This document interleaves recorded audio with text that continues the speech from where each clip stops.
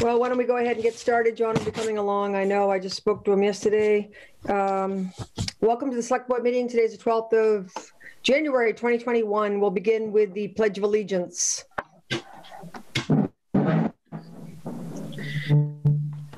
I pledge allegiance to the flag of the United States of America and to the republic for which it stands, one nation, under God, indivisible, with liberty and justice for all.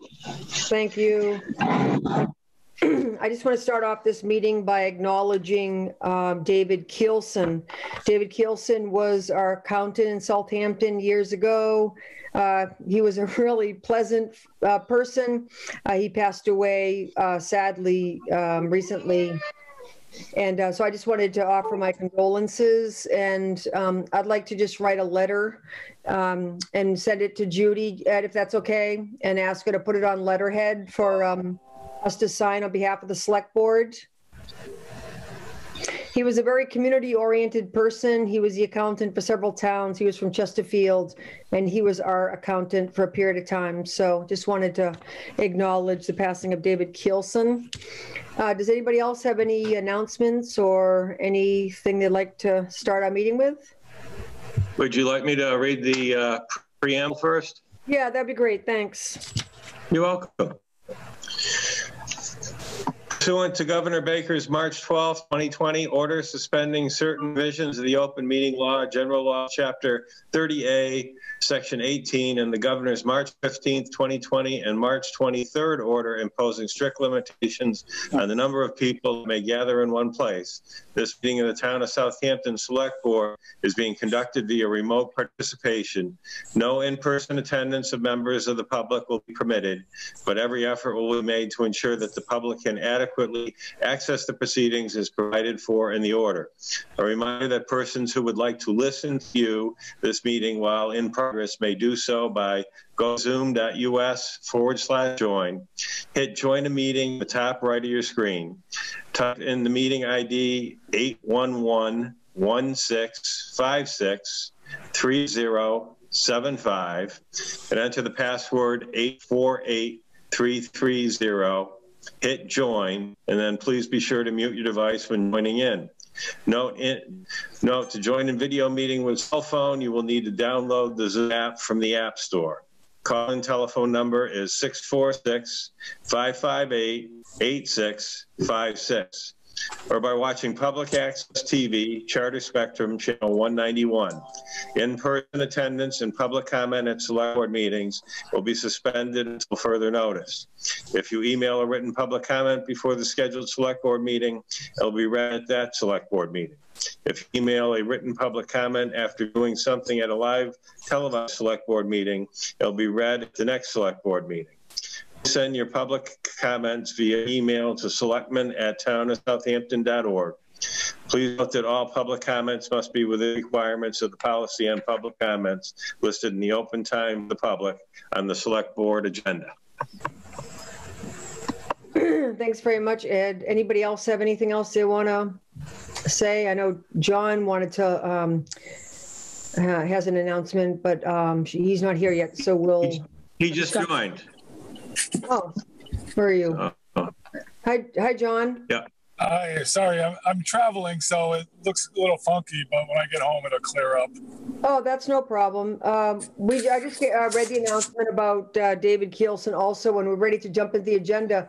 Do you want the floor a little bit later when you're back, or do you want that now?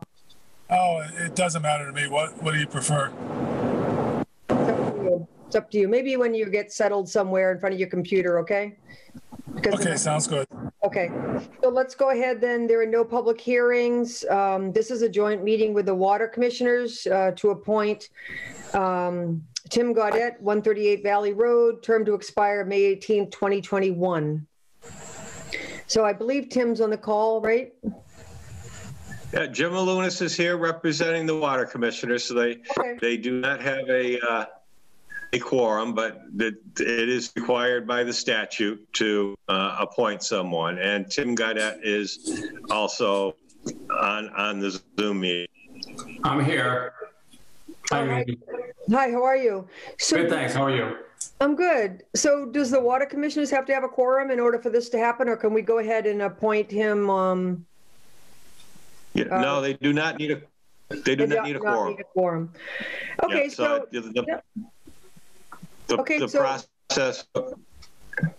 the process would be the person would need a nomination. It would need to be seconded. Then discussion on that, and then a vote of all the members of the select board, and including the Water Commissioner Jim Maloonis, who is here, all by roll call vote. Okay. Well, Jim or Tim, do you want to start though first and just sort of introduce yourself and speak to your background and interest in being on the water commissioners? Sure. So I'm Tim Gaudette. I recently retired engineer. I worked 42 years at United Technologies, and most recently Pratt & Whitney. So now that I'm retired, I have some time on my hands, and I'd like to get back involved in town government. As you know, I was involved back in the 90s. I was in the planning board for 5 years. I was a chairman of the bike path committee, and I was on the local school committee as well. So I have experience with town government, and I have a technical background. So and I did go. I recently attended a water commission meeting just to check it out and talk to Joe and Jim, and I think it could be a good fit. That's wonderful. Well, appreciate you stepping up. Jim, did you want to add anything? No, we just think he's a good fit. He has the engineering background, and we've typically had an engineer on the board. We haven't had one since Matt Christie left, and I think that he would fit perfectly. Great. Good. Wonderful. Would someone like to make a motion from the select board? Yes, I'll nominate Tim Gaudette to the Water Commission. Is there a second? Second. Okay, so Francine and then John Martin. Any further discussion, questions? And this appointment, as part of that motion, would be to expire May 18th, 2021, which would be the date of the next scheduled annual town election. Mm-hmm. Okay, good. Any questions of Tim or Jim or anything whatsoever? I just have a question, Jim, just on an aside a little bit. How often does the water commissioners meet? Red light. What? Yeah. Oh, no, it's red. Sorry. What'd you Sorry. My wife went through a red light, and I just let out a scream. I gotta mute. I gotta mute that's this. okay. The dangers of Zoom driving. Oh my God. Yeah. So anyway, how often do the water commissioners meet? We try to meet once a month, but it depends what we're doing. We're going through the master plan every week. Sometimes there's nothing to go on, and I mean, we haven't had a real meeting here in 3 or 4 months right now. Yeah. Because everything's quiet, and when the projects get underway or when they're at certain points, we have more meetings just to see what they're doing. But it's kind of random. So as we needed. have a set, as needed. And, Tom informs us if we have any customer issues, and if we have customer issues, we get a meeting as quick as we can to resolve the issue. And other than that, we just meet as needed. Great. Any questions at all? If not, we'll go ahead and vote then. All in favor? Tishman, aye. Paul's eye. Roland, aye.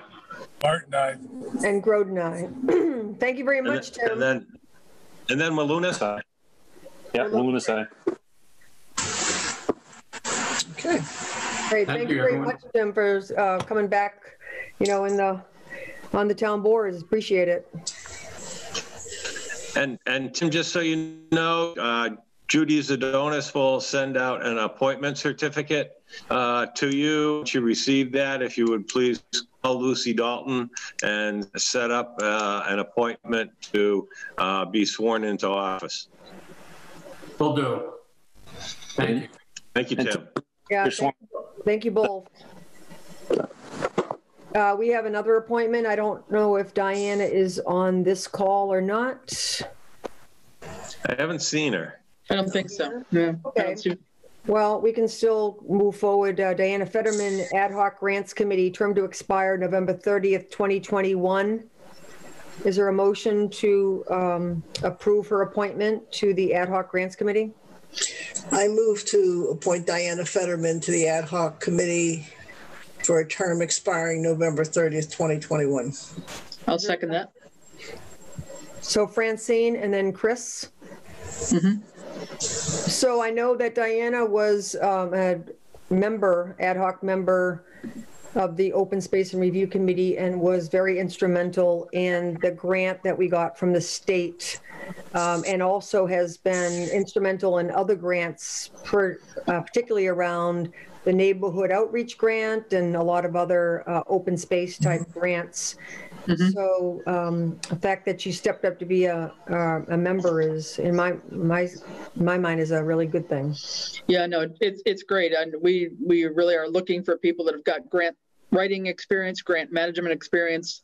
That's really, really important for the kinds of things we're looking for. And as you may know, Diana really was the one moving behind the last year's Mass Trails grant for Concom. So that's the one that is the $50,000 grant to do the real renovation of Manhattan Meadows. And since then, she's gotten some smaller grants from Walmart, East Hampton Savings Bank, et cetera, to supplement that. And she's working on round 2 of the grant for Manhattan Meadows. So she's heavily involved in researching grants and writing the necessary information, gathering the necessary information to put a grant application together. So she'll be a great asset to the committee, I think. Great. Anybody else want to speak to the appointment? Was it Chris that seconded it? Yes, I did. Yes. Thank you.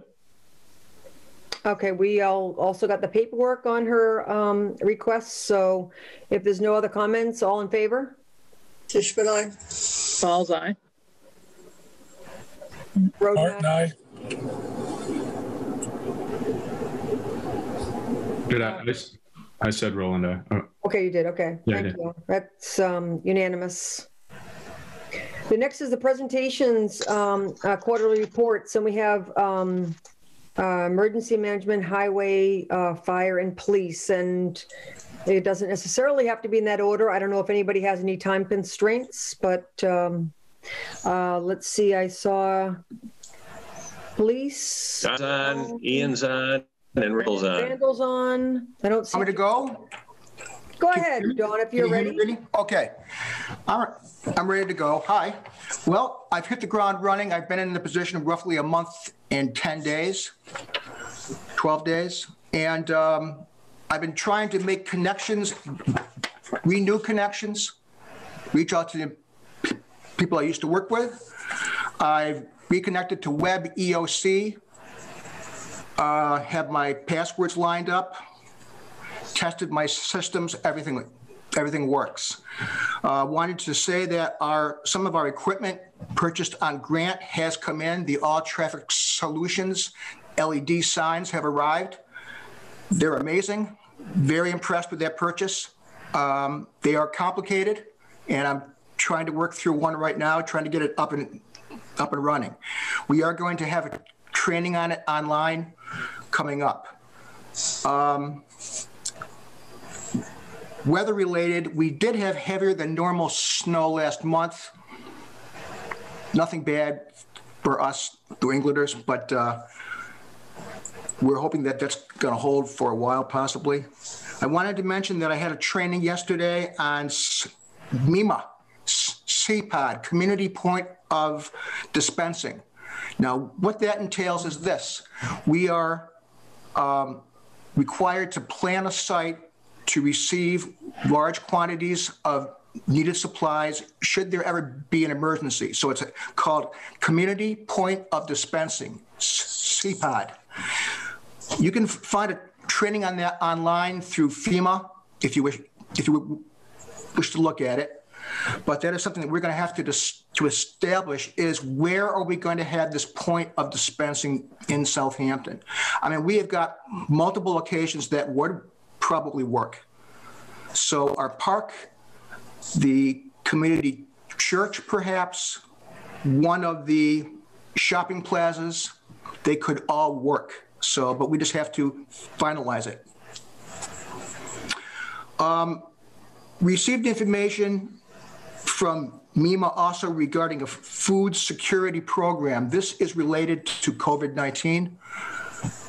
This is really basically tied to larger communities, but I suppose there could very well be a need here, in that we are to identify a food coordinator, and that person will, through me, order supplies should they ever be needed. Basically, what that would entail would be food boxes. I am told they're about the size of 2 large reams of paper containing non-perishable food items. Everyone would be entitled to 2 food boxes. They also will have debit cards. So this right now is geared toward people who are experiencing problems in isolation and quarantine and cannot obtain food. I do not believe we have anybody in that category right now, but yet the program is out there and we've made contact. It's coordinated through MEMA. There was a questionnaire that was sent out to me as the EMD. It was also sent, from what I was told, to the Board of Health. So they had their own questionnaire and I had a questionnaire. And as it stands right now, that's what's been happening. Any questions? Great. Does the board have any questions? Yeah, I do. That's a great report. Thank you. And it's really good that you're investigating, you know, additional supports for people in the community. How would we go about identifying people who fit that criteria of isolation and quarantine in the town? Again, I do not have a lot of information on that. I'm willing to get it. Okay. But as it stands right now, I do not believe that Southampton has a large demographic that would take advantage of this. However, if I was being quarantined for 10 days, and if I could not get out and get food, I would imagine that would be quite a problem. So this program does exist. We can provide them with food supplies and or debit cards. We just have to decide how we are going to store them. I mean, I could request them tomorrow, but we have a problem of storage. Where is it going to go? I was given information on our community food pantry, community cupboard, I'm sorry. And it's possible that they could very well have space there to store this. Getting back on storage of supplies, though, I just want to reiterate that we have got to find a location to set up these pods. There could be a lot of reasons to set these pods up. So I'm just trying to say this is something we have to work on really quickly, find out the best locations to, number one, have this point of dispensing, and then also store the supplies. So I'm working on it. I will come up with a good location. I will check it out and I'll get back to you. And then we can discuss it. That sounds great. Yep. It would seem to me that the point of contacting to notify somebody that they were in fact exposed by a positive individual, so a follow-up to the case tracing call would be the ideal time to say, and by the way, this resource exists if you would find it a hardship. The other thing I know you're aware of, Dawn, is that back when I was in the Board of Health, we had the H1N1 outbreak, and we did a drill, emergency dispensing drill, as part of a flu clinic. And I also participated in one in Holyoke Community College, and Norris School at that time was identified as the emergency dispensing site. Right. So I'm sure there are things that have changed. They may be, looking for other aspects of a chosen site that may not fit the bill now. I don't know. That was a while ago. Right, right. I mean, as far as emergency dispensing sites, EDS, I mean, I was involved in that for years. We had established this over 12 years ago. Right. We had drive-through EDS locations to receive flu vaccine. Everything was established. Again, I have been retired from the Department of Public Health for, I can't believe it, 7 years. But it'll just be a telephone call to me to find out what's happening with that. You can see by the news right now, they are preparing to, in fact, have these mass vaccination clinics. They could utilize any location from, just say, as an example only, a closed storefront, right? Bon-Ton, Sears, anything like that could be opened up with permission to have a large-scale EDS site. We had them set up for parking lots because it was happening in the spring, summer, early fall. It's a little bit different right now. I just don't want to confuse the food security program through MEMA, the CPOD, Community Point of Distribution, and EDS. They are three separate entities. Right. Okay? Thank you for clarifying that. Yeah. But all I can say is these are relatively new initiatives. I'm on it. I will provide you with information and, of course, public safety as well. So I predict we'll be in good shape that way. Thanks a lot, Don. Any other questions for? I just have one question, Don. When you talk about the food security program in particular and the boxes of food that could be acquired, I guess, for the town, is there, given the size of the town, is there some sort of a scale in terms of the number of boxes as you're talking about storage? Absolutely no information on that. In fact, the person who has taken over this initiative, which is brand new, came from Partners in Health. She has been in the position roughly 12 days. I contacted her, reached out to her, made the connection. I had some questions. This is all brand new for her as well. Our only issue is we need to have a place, should we have a need, to store these food boxes, one. Right. Also a place to store these debit cards. I mean, there has to be accountability. But as it stands right now, I do not believe we have a need as it stands presently. Okay? Dawn, go ahead, Francine. Yeah, but the criteria is that they have to have tested positive and be in quarantine for COVID. Is that correct? So it's not for the general population. That is completely my understanding, yes. Yeah, and there has to be a need. Yes. And Renee's suggestion here for via case tracing is a way of getting the word out to people who might fit that criteria. Exactly. Good idea. Then the other thing is identifying somebody who will serve as the food coordinator. I mean, I don't believe we've ever had that. I mean, I've lived in this community since 1986. Very involved in things, and I don't recall ever hearing about a food coordinator. So that is a brand new role. Possibly the community cupboard might be a good place to begin.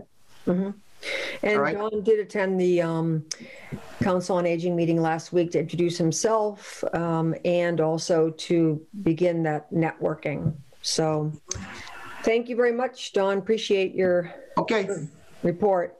That's what I got. Thank you. Thanks. And so who would like to go next? I can go.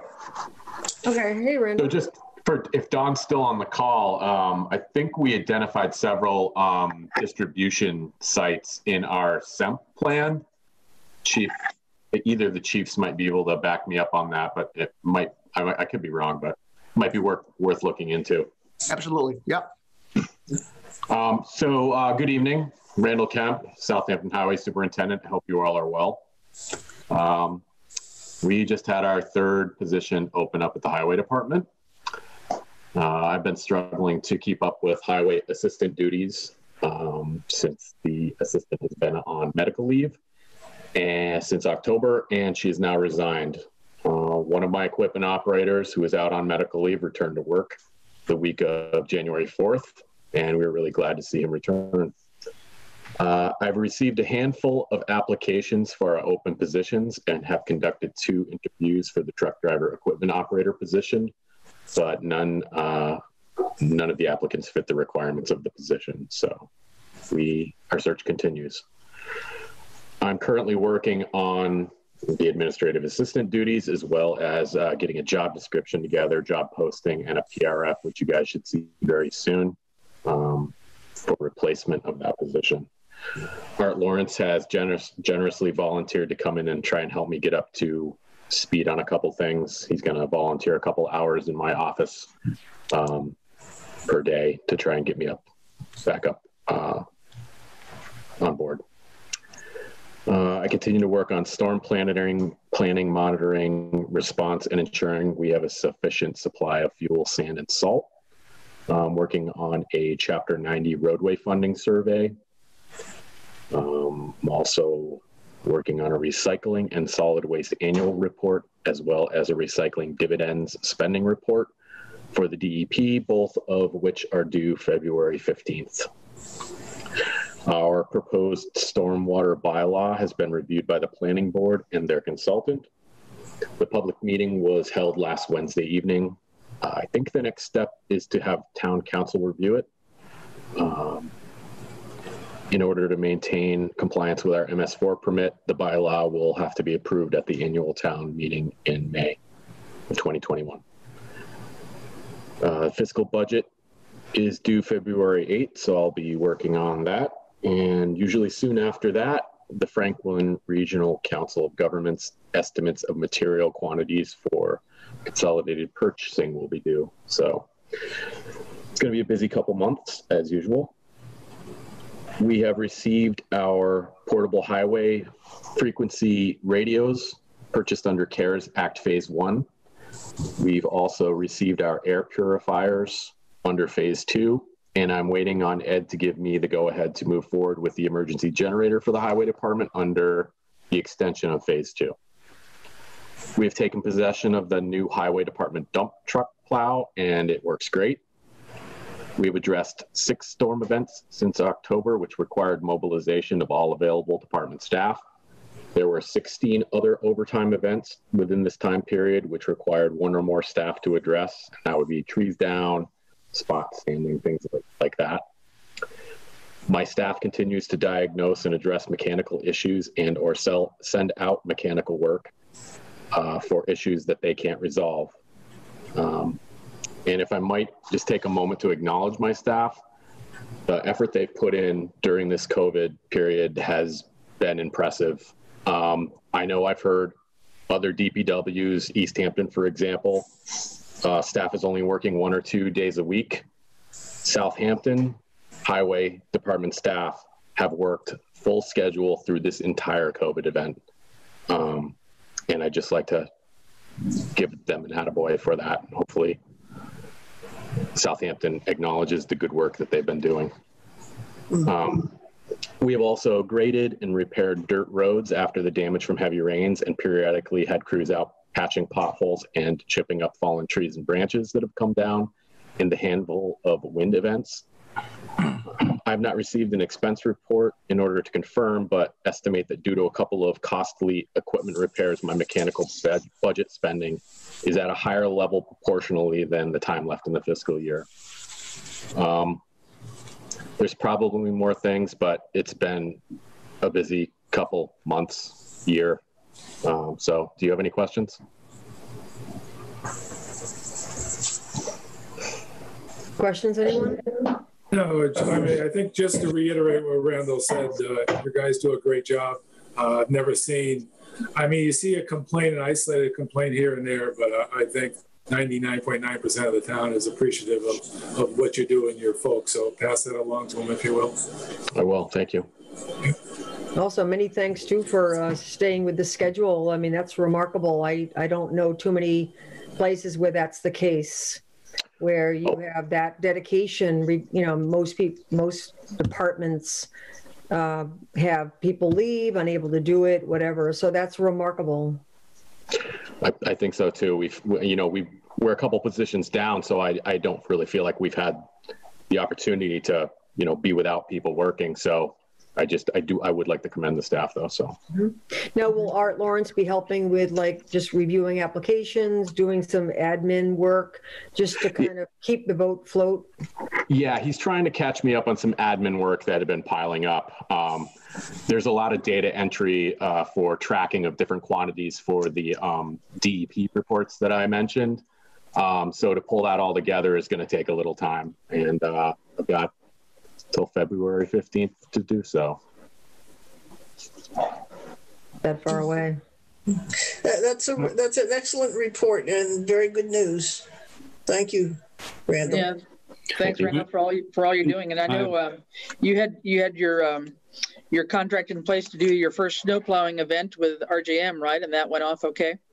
Yep, RJM actually the first one they did out of contract because they have and continue to take care of Southampton. Mm-hmm. I have a high confidence in that.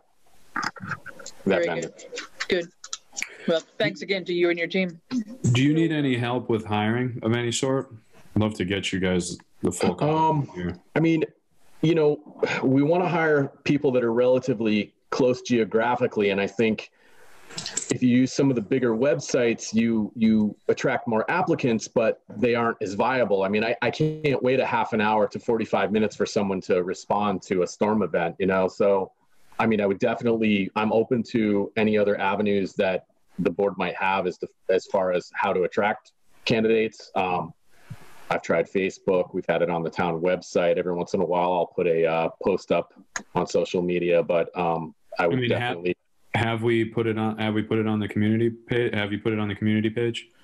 I don't follow the community page anymore for a variety of different reasons, mostly due to negativity. But yeah, that's fine. I'm sure that if I put it up on the official Facebook page, that my friend Tammy Walunas will have shared it. I was just going to say, I wonder if Tammy could help us with that. I mean, say what you will about it. There's a lot of exposure there. There is, yeah.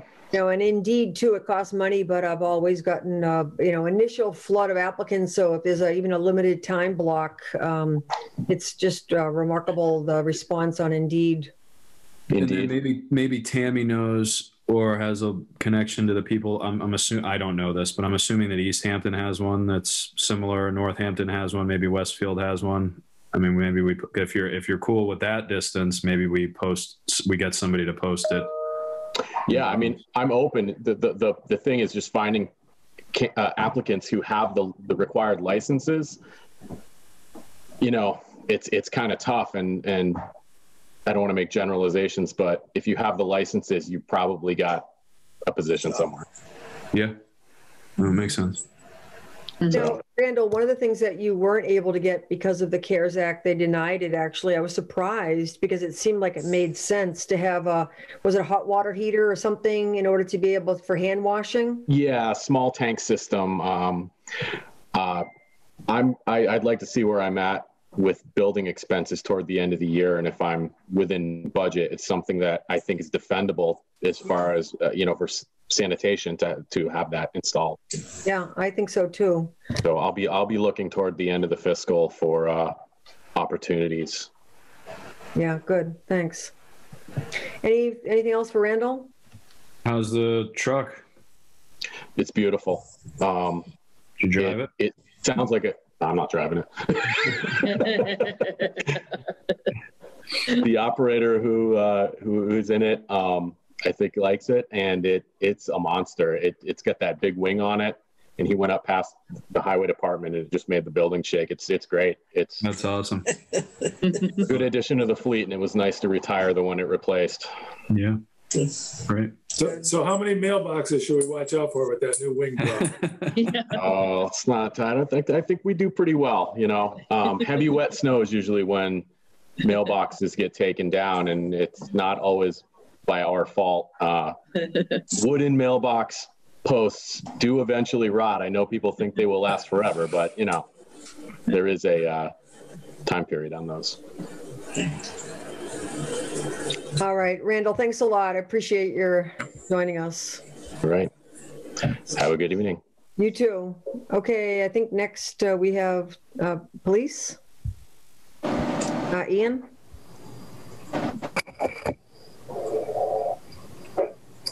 Hello. Hi, can you hear me okay? Ken. Yep. Okay. Ian Ellingsworth, Police Chief. How is everybody today? Pretty well, thank you. Good. Okay, let me see, starting off here.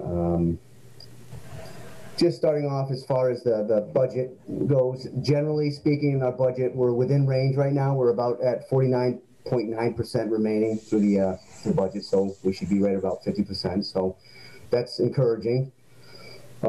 Specifically, police wages were at about 49.8, so that's good. Our overtime is relatively low right now. I should say we've expended more than we expected. However, that is, I think, reasonable based on an officer being in the academy right now, some of the COVID expenses, as well as military deployments. So those shifts have to get filled.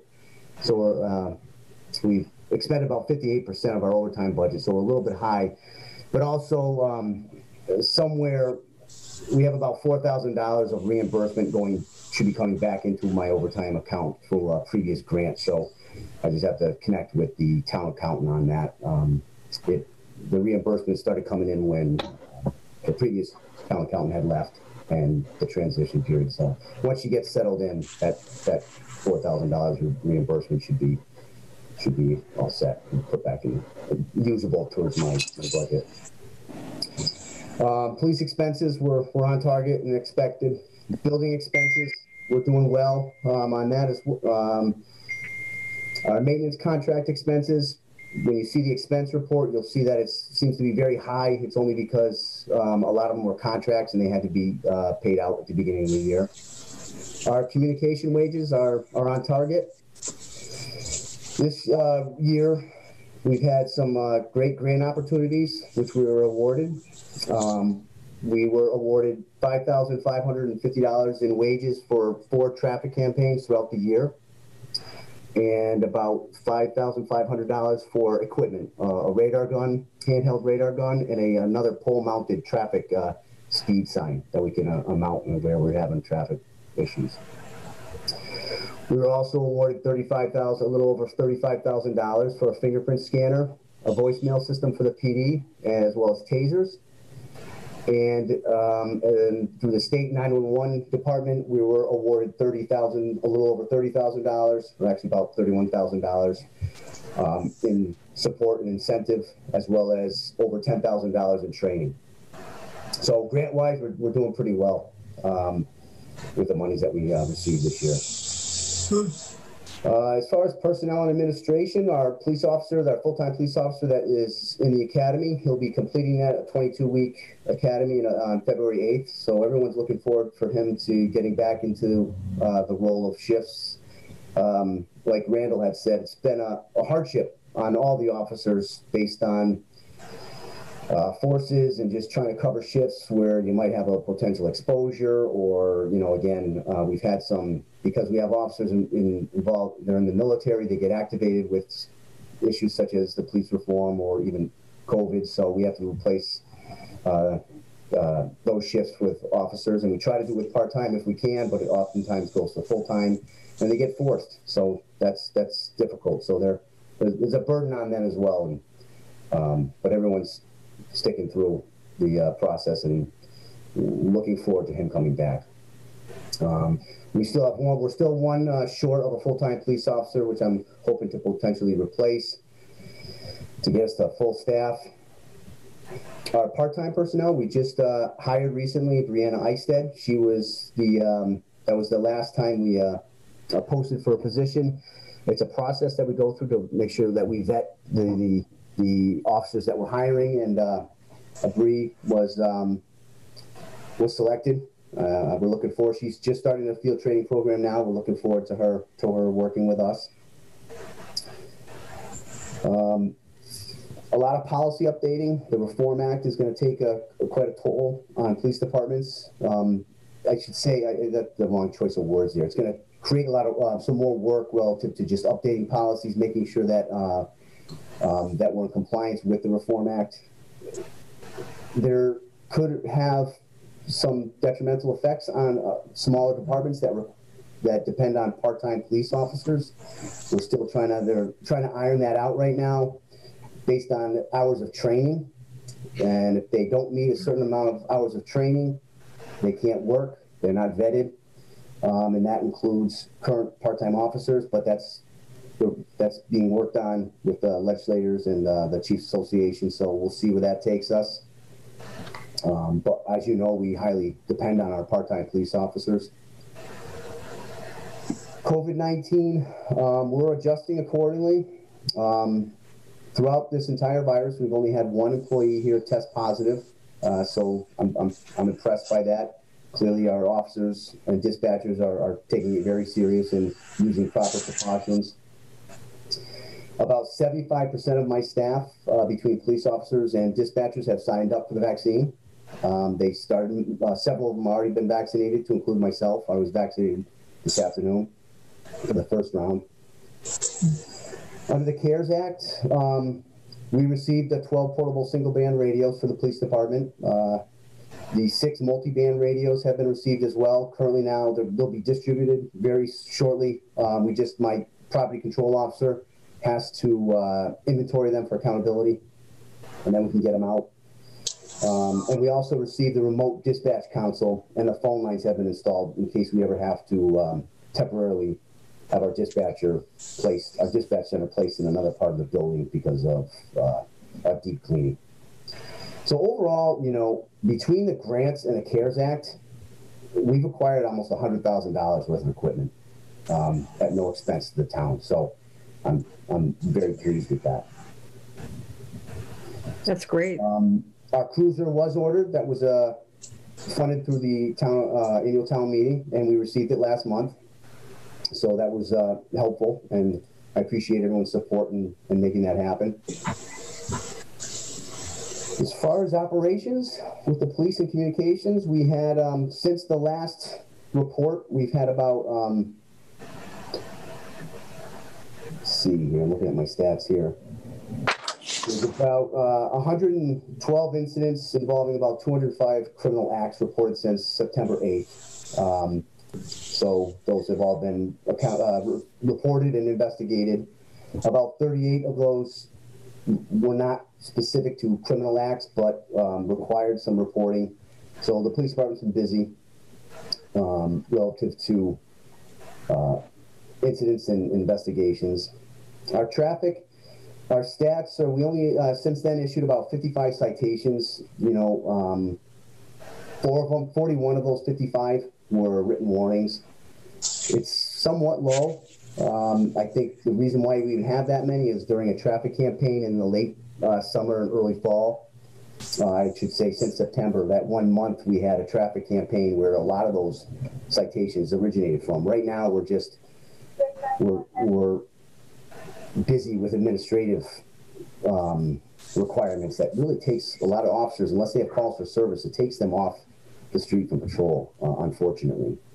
There's just so much administrative requirements involved in this lately. We've had about 20 reportable crashes. Really only one critical incident since the last report. We had that unexpected windstorm on October 7th. That was about a 4-hour event for the police department here for everything to get stabilized. That was a significant impact and just showed how valuable the dispatchers are. That particular 25-minute window, when that storm hit, we had about 20 emergency 911 calls, 16 trees in the road and tangled in wires, and 2 houses had trees fall on them. We had one dispatcher answering all those calls in a 25-minute 25-minute window. That really was impressive. Wow. Let's see. That was we also, our dispatcher received since our last meeting about 586 911 calls. This was since September 8th. That was our last quarterly report.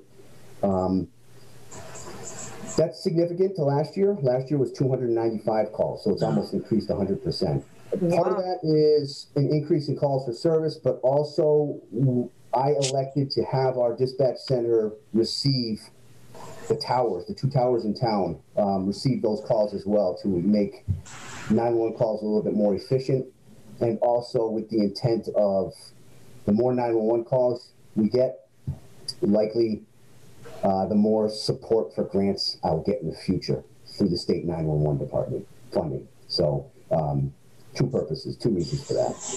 Obviously, what happened before was these calls would get they go to the state center, the state police dispatch, and then they would send them to us, transfer them to us. Well, obviously there's a lapse in time there, so we wanted to make sure that those calls got directly to us seeing that they're in Southampton. So there's multifold purposes, but it's working out. It's working out for us.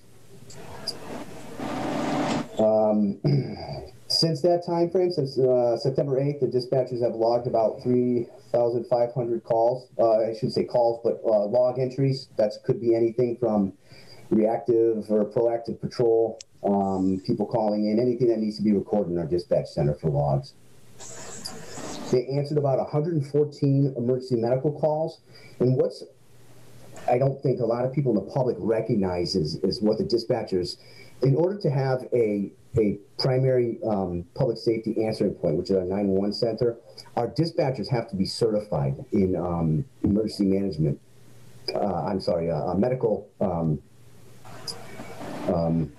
Medical direction. So they have to be able to provide medical direction, whoever calls 911. And there's a list, there's a program that they use, but remember, there's one dispatcher in there, and someone might call for it could be a fall, it could be a stroke, it could be a heart attack, and that dispatcher not only is receiving that phone call, dispatching the police, dispatching fire, dispatching EMS, whoever it may be, but that dispatcher is additionally in the same time frame providing medical direction to those people that are at the scene to help this person, as well as receiving the radio transmissions from the responding entities that are going. It's very impressive, and I don't think people recognize that behind-the-scenes tasks that the dispatchers really have. They're an important piece of the puzzle for public safety. I'd like to just acknowledge one of my dispatchers. Her name's Cheryl LaMagdalene. Recently, she was giving medical emergency direction to an overdose victim, and that wasn't breathing adequately, and that patient survived. She provided CPR to the person that was at home with this person that discovered the person that had the overdose, and provided that person with direction how to give this person CPR, and that person lived. You know, she contributed to that, saving that person's life. So, you know, again, kudos to her, and kudos to all the dispatchers that are working hard they work hard. They have an important job, and I want the public to recognize that. I don't think people realize that their role in public safety. But community outreach, we're still involved in that lockbox program. I'm hoping if this reaches anybody through any elders in town, that Mark Rober is installing those boxes. Recently, we had an elderly woman fall. She couldn't get up. Unfortunately, someone discovered her, and we had to break a window to get in. So I'm encouraging anybody that needs a lockbox to reach out to the COA or the police department, so we can help out in getting those installed for people if they need them, because it's important. It's very disheartening to have to break a window knowing that person's going to have to, that's going to be a financial burden on that person in the future to render aid. So it is a great program that the COA and the police department, as well as Triad, the sheriff's company, has. So, as well, I just want to encourage anybody in the COA that wants winter storm wellness checks. Whenever we have a snow event, our police officers, as soon as they have the opportunity on every shift, as long as it's not too late where we're going to startle anybody, they check on people at their homes just to make sure they're okay. So that's available. I encourage anybody to sign up for that, as well as vacation checks. When people are out, we check their houses as long as we have the opportunity to do them when they're gone. We had a drug take-back day, October 24th. We received about 185 pounds of prescription meds that were turned in. So that's always a great thing. Our toy drive with the Lions Club, that yielded about 900 toys and about $400 in monetary donations. So that was great. We participated in what was called the No Shave November, where officers don't shave, and I allow them to not comply with our facial hair policy as long as they get donations for this No Shave November. It supports veterans with PTSD. But other than that, I think I've touched on everything. Anybody have any questions? Oh, awfully busy. Anybody from the select board have any questions for the chief? I've just got one, Chief. I know. Thanks for all your reporting and everything you're doing. I think you missed one of your latest key events, which, as I picked it up on Facebook, you had an incident involving a missing child, which you were instrumental in locating extremely successfully. So kudos on that and all the cooperation that happened with the surrounding towns, et cetera. Yeah, what was great about that, Chris, was, the child ultimately made it to his destination without us, prior to us even discovering him. But what's nice about that is, our dispatcher had just relayed this information over the radio systems, our regional one as well as our local radio frequency, rather. And immediately, area departments were calling, just saying, what do you need for resources? What do you need for resources? I mean, we had 2 dogs that were willing to come out, a helicopter, a drone. It's reassuring, it's reassuring that, not only, as well as officers in my own department saying, hey, what do you want me to do? I'll come in. Yeah.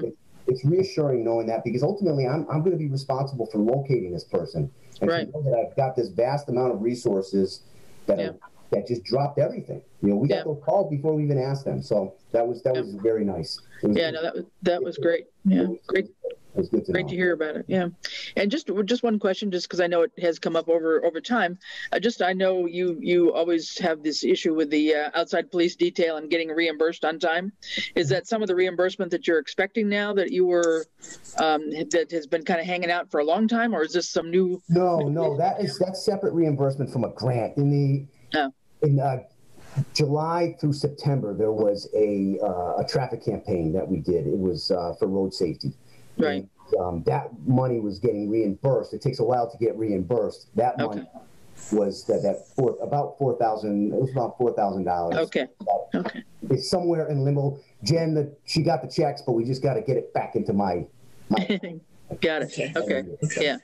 But then you do still have the usual issue of police detail where... Yeah, we followed up on every detail this year so far. We've reached out to the contractors that have not responded in an appropriate time, and we're not too far behind. Usually certain larger entities like Eversource, they may take about a month and a half to get a check. Local construction companies, usually 2 weeks to a month. Okay. But as of reimbursements, we follow up on that, myself and my lieutenant do. And so we should be on track for the most part. No, I'm glad to hear. I just hope we don't have other long-standing issues like you had before with Eversource. So I'm glad that that's kind of behind us. Yeah. Yep. Good. Thank you. Thanks for everything and all your team. Any other questions for Chief? I also want to second the dispatchers and say thank you very much for all they're doing. That's a huge increase in calls. And is that something that's, doable? And it is. Yeah, good. Yeah, the 911 calls, it is. It is. They're managing just fine. It's more of, there was strategy behind it as to accepting those extra calls. As I outlined, I'm hoping that we'll get more funding from the state 911 department because of the amount of calls that we now receive. Yeah. But I wouldn't have done that to put them at any risk of not answering 911 calls. And additionally, those calls now, say someone from us, calls on a cell phone and it reaches that tower, it's going to go directly to us now versus the other location where they have to transfer the call. You're losing time there, especially if it's a medical. And make sure that, seconds count. Right. Well, please pass along our thanks to the dispatchers, especially the woman that actually helped in saving that person's life. That's remarkable. And I'm glad to hear that you got the vaccine. I hope you're feeling well. I hope all the I hope all your officers get the vaccine. Yeah, you know, not everyone is comfortable with it yet, but like I said, about 75% of my staff wants it, and most of them have already got it. Great. Any other questions? All right, thanks again. Appreciate it. And then I think we have our fire chief, John Workman. Hi, John. Yeah. Hi, folks. Yeah, John Workman. Yeah, we've had about 192 calls since September 24th, or last time we met with you folks. We've done about 192 calls, 45 have been fire, 147 have been EMS calls. We've had 10 mutual aid where they were primary. We've had about 15 intercepts where they've provided us a medic as we've transported. General events, MEMA grant, received a MEMA grant that Ed helped to write in regards to some battery operated emergency tools that utilize the same battery packs as we use for our Jaws of Life. They include lighting, chainsaws, extrication blades, reciprocating saw, and a charging station. Worked with the building inspector to get all the liquor license inspections done. We did well testing for the landfill, which saves the town about $20,000 that the Board of Health used to spend on engineering costs, and we get a meter. And honestly, my wife donates her time to, because she's familiar with that meter, and we do the wells twice a year. So we've done that since our last meeting. Had our ongoing meetings, of course, with the Board of Health, PD, Town Administrator, and Selectmen, and EMD, as we're just staying abreast of ongoing COVID concerns. We've completed all our yearly narcotics license renewals. We're in the process of renewing our advanced level ambulance license with the state, which usually gets done in December. We've done a lot of work and prep for that event, but the actual inspection has been put off due to COVID in the state level and just the backlog. But we should be seeing that actually done probably sometime this month, possibly next. But we're prepared for it and look forward to another positive, good one that we've had few excellent ones. We've identified, CARES Act funding. It was, I think in September, it was a little bit unclear as to how to spend money, parameters of it. Unfortunately, just after that meeting, they went from 100% funding down to some from state and some from federal. And Ed had rewritten on the second round of funding, which kind of, made some challenges and some things had to spending the first round. And some of the first round, as was laid out, some of the needs had changed. Since then, we've bought a fair amount of equipment through them. Just a list of equipment recently has been like a hydrogen peroxide sanitizer, which is really a tremendous machine. It's probably $23,000 worth of equipment. We've been helping at Town Hall with UV lighting, and anyone who needs it, any of the departments that need it, we can come in and do some disinfecting when people come through that are a possible spread for coronavirus. This machine does a better job where the UV light only disinfects where the light shines. This actually puts a mist into the air and doesn't leave a residue. It does shut down the room for approximately 2 hours, just because it fogs it out, and then you have to wait for it to dissipate completely. It dissipates into a water-based. It's actually a very nice device. This same device has a handheld portion that you can do compartments, cruisers, smaller compartments. You can put the whole unit in the back of an ambulance, which we're doing once a week or after any COVID call. We've received some portable radios, which reduce germ spread to individuals. It just beefs up the number of radios that we have for individuals. We've gotten some like a desk and a chair. We're waiting from the computer committee for a desktop to get okayed. We expect it out through IT. We've got about $7,000 in wages that we've identified and submitted into the COVID wage account. So things are moving forward in regards to the CARES Act, and I think it's it is ironically a good opportunity for the town to get some equipment and really that will be long-standing past just the pandemic and equipment that we couldn't normally afford. So it's been a good opportunity for us to do that. We have updated many of our new EMS policies. We've actually refined the whole policy guidebook, and a lot of changes had come through from the pandemic. A lot of them will be sustained after the pandemic is done. So we've done EMS has been doing a lot of work in regards to ensuring protocol and safety standards for communicable disease in general. We've had, over the course since, COVID has hit the town, we've had 8 staff members that have contracted or been quarantined by COVID. We currently have 3 that are out of service today. Hopefully 2 will be back in shortly, waiting to hear of some results on that. We have been having some of the EMS staff working. I do need to make some of the folks that have been doing a lot of extra work on the EMS side, need to make some officers of them just to give them further reach and establish them as leaders within the department a little bit more than they are currently.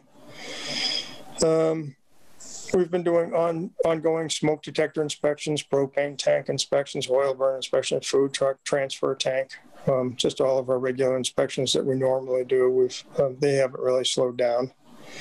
We've done a lot of just our annual ladder testing, our self-contained breathing apparatus, PAC flow tests. We've had pump tests. All of our pumps have passed successfully. We have had a good amount of mechanical troubles. I'd written a few emails.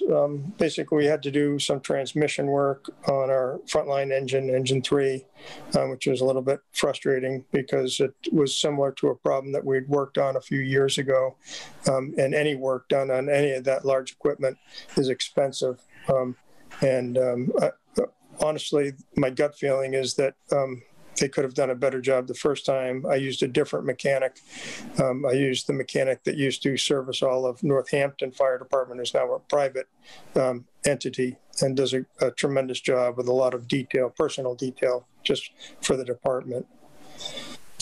We did some brake work on the utility truck, some fuel line heater repairs on the new ambulance, which is just some sort of ongoing repair. But it just seems the repairs this year have been fairly substantial and fairly ongoing and completely unexpected. And probably the unexpected part is that they seem to be more than usual.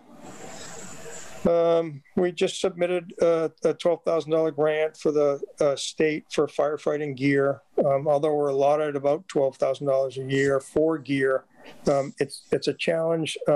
That money goes, it's sort of on a 10-year cycle, so that gear would be completely replaced every 10 years and ongoing into perpetuity. But we've always been playing catch up, and so I'm hoping that this $12,000 grant, it looks pretty good to be successful, and it should get us above boards in regards to gear, which would be a nice place for us to be. Yeah, I think, in general, I think things have been going well. I think, the crews really have been working hard. As the other 2 folks DPW and police have said, I mean, those guys are tremendous help always. DPW has done a great job just plowing out the station, and just being on top of getting us in when calls come in for certain residences. When their guys are out, they do a good job of clearing snow. And PD, I mean, starting right with that dispatcher, they do a really an unbelievable job, and I think it's an unsung hero job that they do.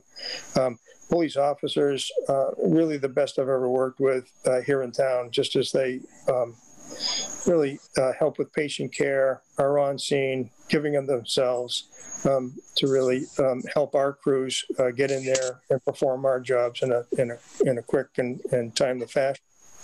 And I certainly just need to, for the staff, the fire department, they've really been over and above. I think you've heard it from the other departments, but certainly I must say it for mine, just because, where they're in the front lines, they're exposed to the coronavirus. A few of them have gotten it.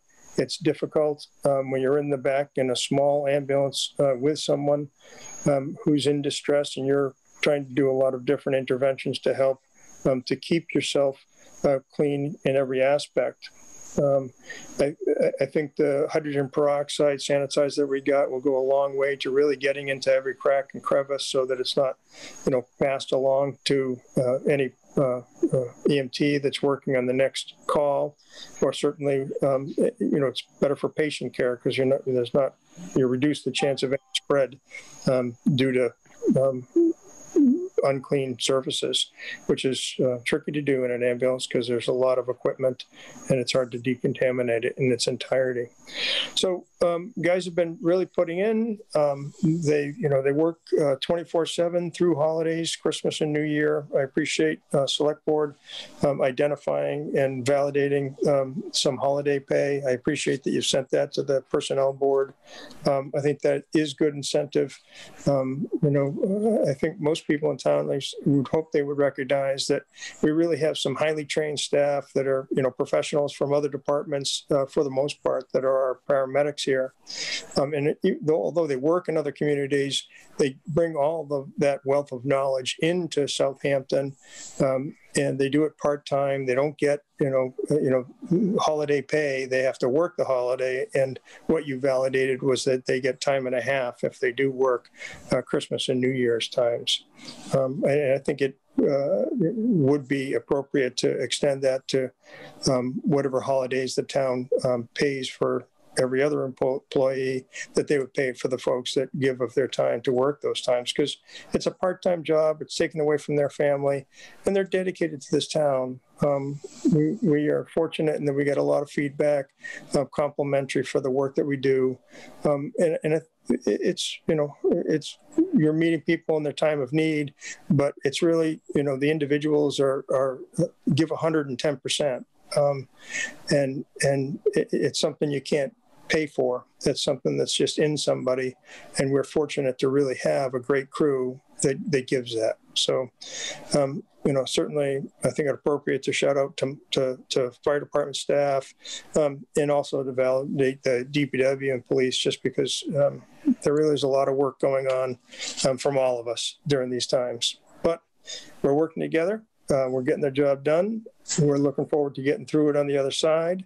As similar to PD, we have they've opened up starting this week with vaccinations. I know that I'm supposed to get my vaccination tomorrow morning. I look forward to that, and I've encouraged everyone on the department to get it. A lot of my staff are getting it through their primary departments. But the only way through this pandemic is really for either to get COVID and build up some antibodies, which who knows how long they'll last, or to get some of these vaccinations, which really seem like they are doing well, with 90% staving off of getting disease. So a plug for getting a vaccination, and look forward to us all getting it eventually.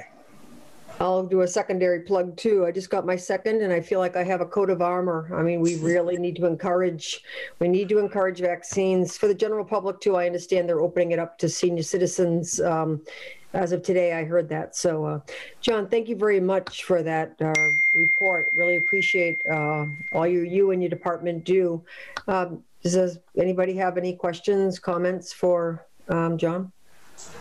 Tammy does. Okay, Tammy, do you have something you want to ask John? Tammy Waludis, 298 College Highway. How are you, Chief, how are you handling burning permits and when will that start? Burning permits are regulated by the state. They start January 15th, so the end of this week, and they go till May 1st. We're going to be handling them the same way that we have. We'll have people call in. We have a mailbox that we've mounted on the outside of the department, and probably what we'll have them do is, they'll drop a check there, ring the doorbell, and we will hand them a permit. So it'll be an exchange that'll be done just outside the department because we're, in no town offices are public allowed. Especially, we do need to really keep track and keep the fire station as clean as we possibly can. But we want to allow people to burn. We are offering the 2-day $10 burning permit as we have in the past. And as we've done in the past, we've offered a $25 good for the season permit. It's regulated in that you have to call each day that you're looking to burn with a season pass to verify that the state allows it and that the local conditions are adequate for it. But it will be a transaction that will be done at the door of the fire station. They can come by anytime. We're there. Daytime hours for the most part. We have additional staff that come in on Saturdays to guarantee that someone will be there. If you come on any other day besides Saturday, there's a good chance that you'll get someone and we'll give you a permit. But there's not a guarantee because our primary focus on any other time besides having additional staff is, of course, emergency calls. Great. Thank you very much. Absolutely. Thank you. I hope you're feeling good. I'm not. Oh, hey, did you get your calendar? Okay, good. Yeah, thank you. So, John, just to second the notion on the CARES Act. I know, John, you had some things on the CARES Act that we were not able to put through successfully, but I think a couple of the big items that you've mentioned this peroxide machine, which just sounds pretty amazing. And I think from what I'm understanding, the portability of it is something that would help not only obviously the fire department, but every department in town, right? I mean, if we had a problem at the school or at the library, that could be used no matter where. So yeah. And depending on the spaces at the school, that would be, we may have to kind of figure that out. There are attachments you can get, but of course, anything you buy with these things are, $4,000 accessory. But so like a large area would be some, but a classroom area we could do. They may have. I know they have more resources often than we have, and I know that schools were some of the typical ones to use the electrostatic sprayers. The electrostatic sprayers work well. They cost, of course, $5,000. And the only problem with using them in the fire department was that they leave a residue, which is difficult when some of our meters, we have a $40,000 meter for checking out heart. And so we just wanted something that really wouldn't adversely affect computer equipment and gear. Yeah. And we're happy to share it with any department. Certainly, it's been utilized by Town Hall quite a bit. Not that machine because that's new to us, but the UV lighting we've used. I've reached out to police chief, just if he had any need. I've actually got a unit that he could use there with the UV light. They have a handheld unit, and they also have a tabletop unit, which he hasn't needed yet. There is some caution with the UV light. that you don't want to look at that light at all. We did have some learning by mistake where if you don't wear a certain set of glasses with it, it feels like people are poking needles in your eye. So so we learned about that pretty quickly, and but I've utilized the equipment and have watched over it every time we've used it. It's been successful, and I think it's helped Town Hall to continue to move forward. And we're happy to reach out to any department that could use our help. Yeah. No, it sounds like it was a good decision to put that forth as an item to go for the CARES Act. I'm glad it got approved. I think one of your other ones, you were talking about the staff trying to stay as far away as they could when they were working with patients that possibly were or had already tested COVID positive. I think we put in, did we not, for some sort of a chest compression machine or something like that? Yeah, I'm sorry. Did I not mention that? We did receive it. It's a Lucas device. It's a CPR assist machine. Okay. It's actually we have one that we have. It's a few years old now. Because this money was available, it's a backup unit. We'll actually put it frontline because it's the newer unit. But it allows a second ambulance to roll with a complete set of tools to do the work that we might need to use. The Lucas device is a tremendous help, especially if you have a long transport, just because if anyone's done CPR, it is challenging to keep up good, effective CPR for a long period of time. And this device does it mechanically. And it really helped us out a number of times. Good. Well, glad for that. Glad it came through. Yeah, thank you. Good. Yep. Any other questions for the chief? John, is 192 calls, you said 45 fire, 147 EMS. Is that higher or lower than what's your usual? And did you see a lot of like chimney fires, around the holidays and things like that? Actually, chimney fires were not so bad.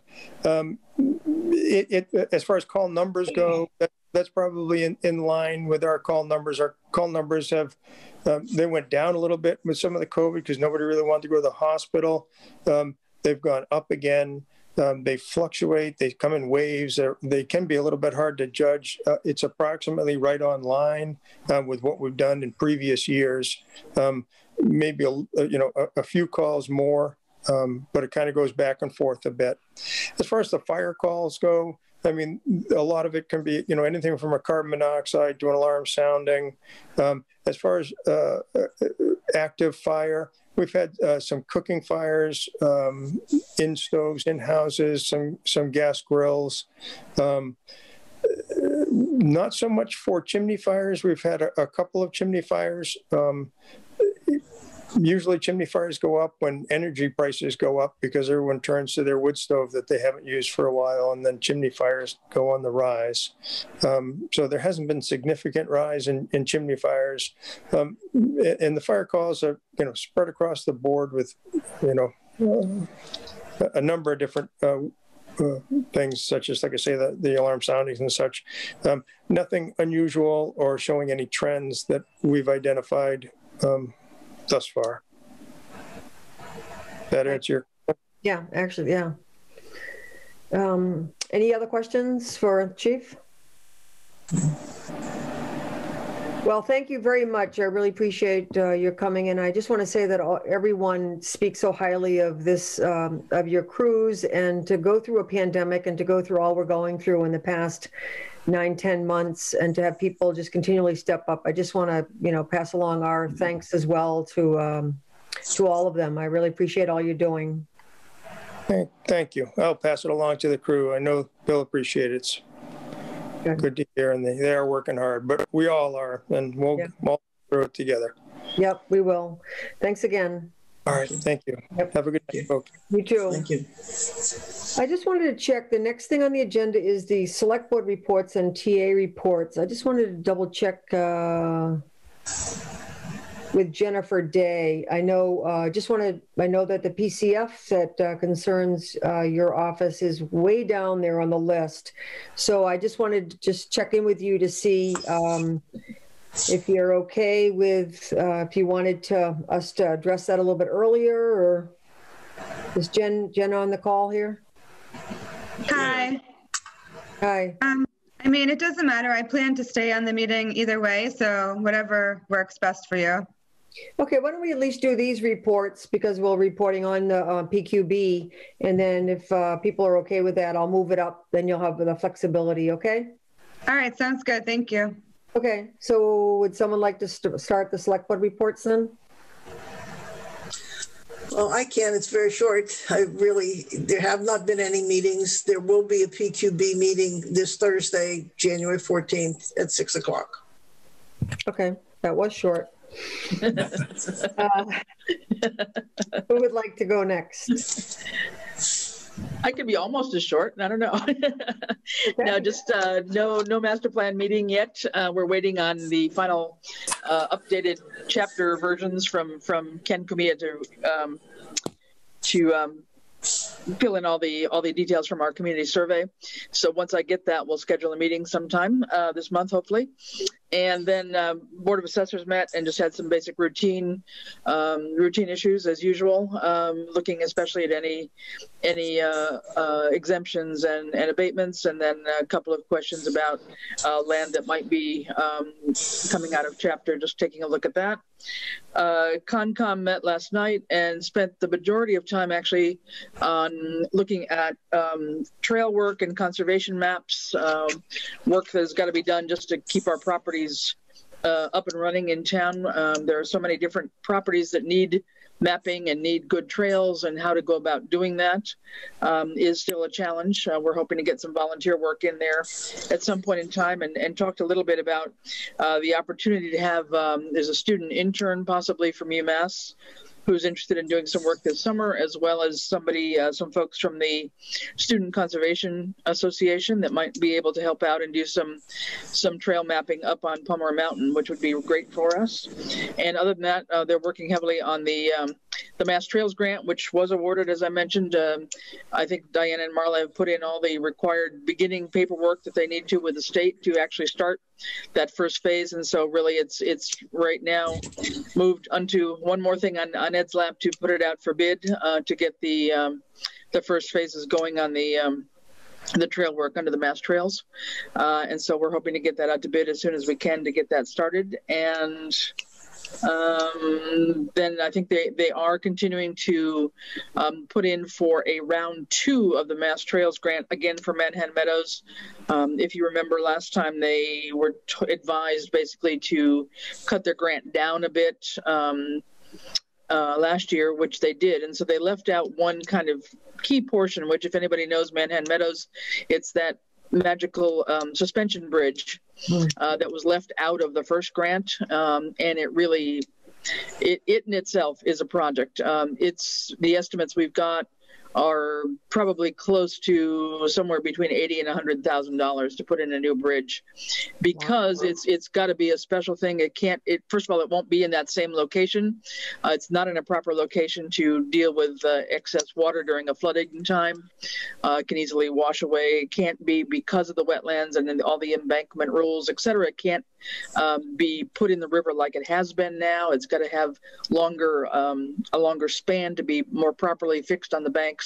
And we're also looking at appropriate materials, which have been advised to Concom, which is some sort of a fiberglass type bridge, which will be much longer lasting, non-slippery,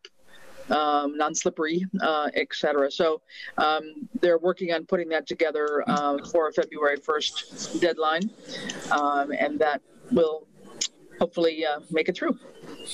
So that's it. Wow. Any questions for Chris? Okay, would someone else like to give a report?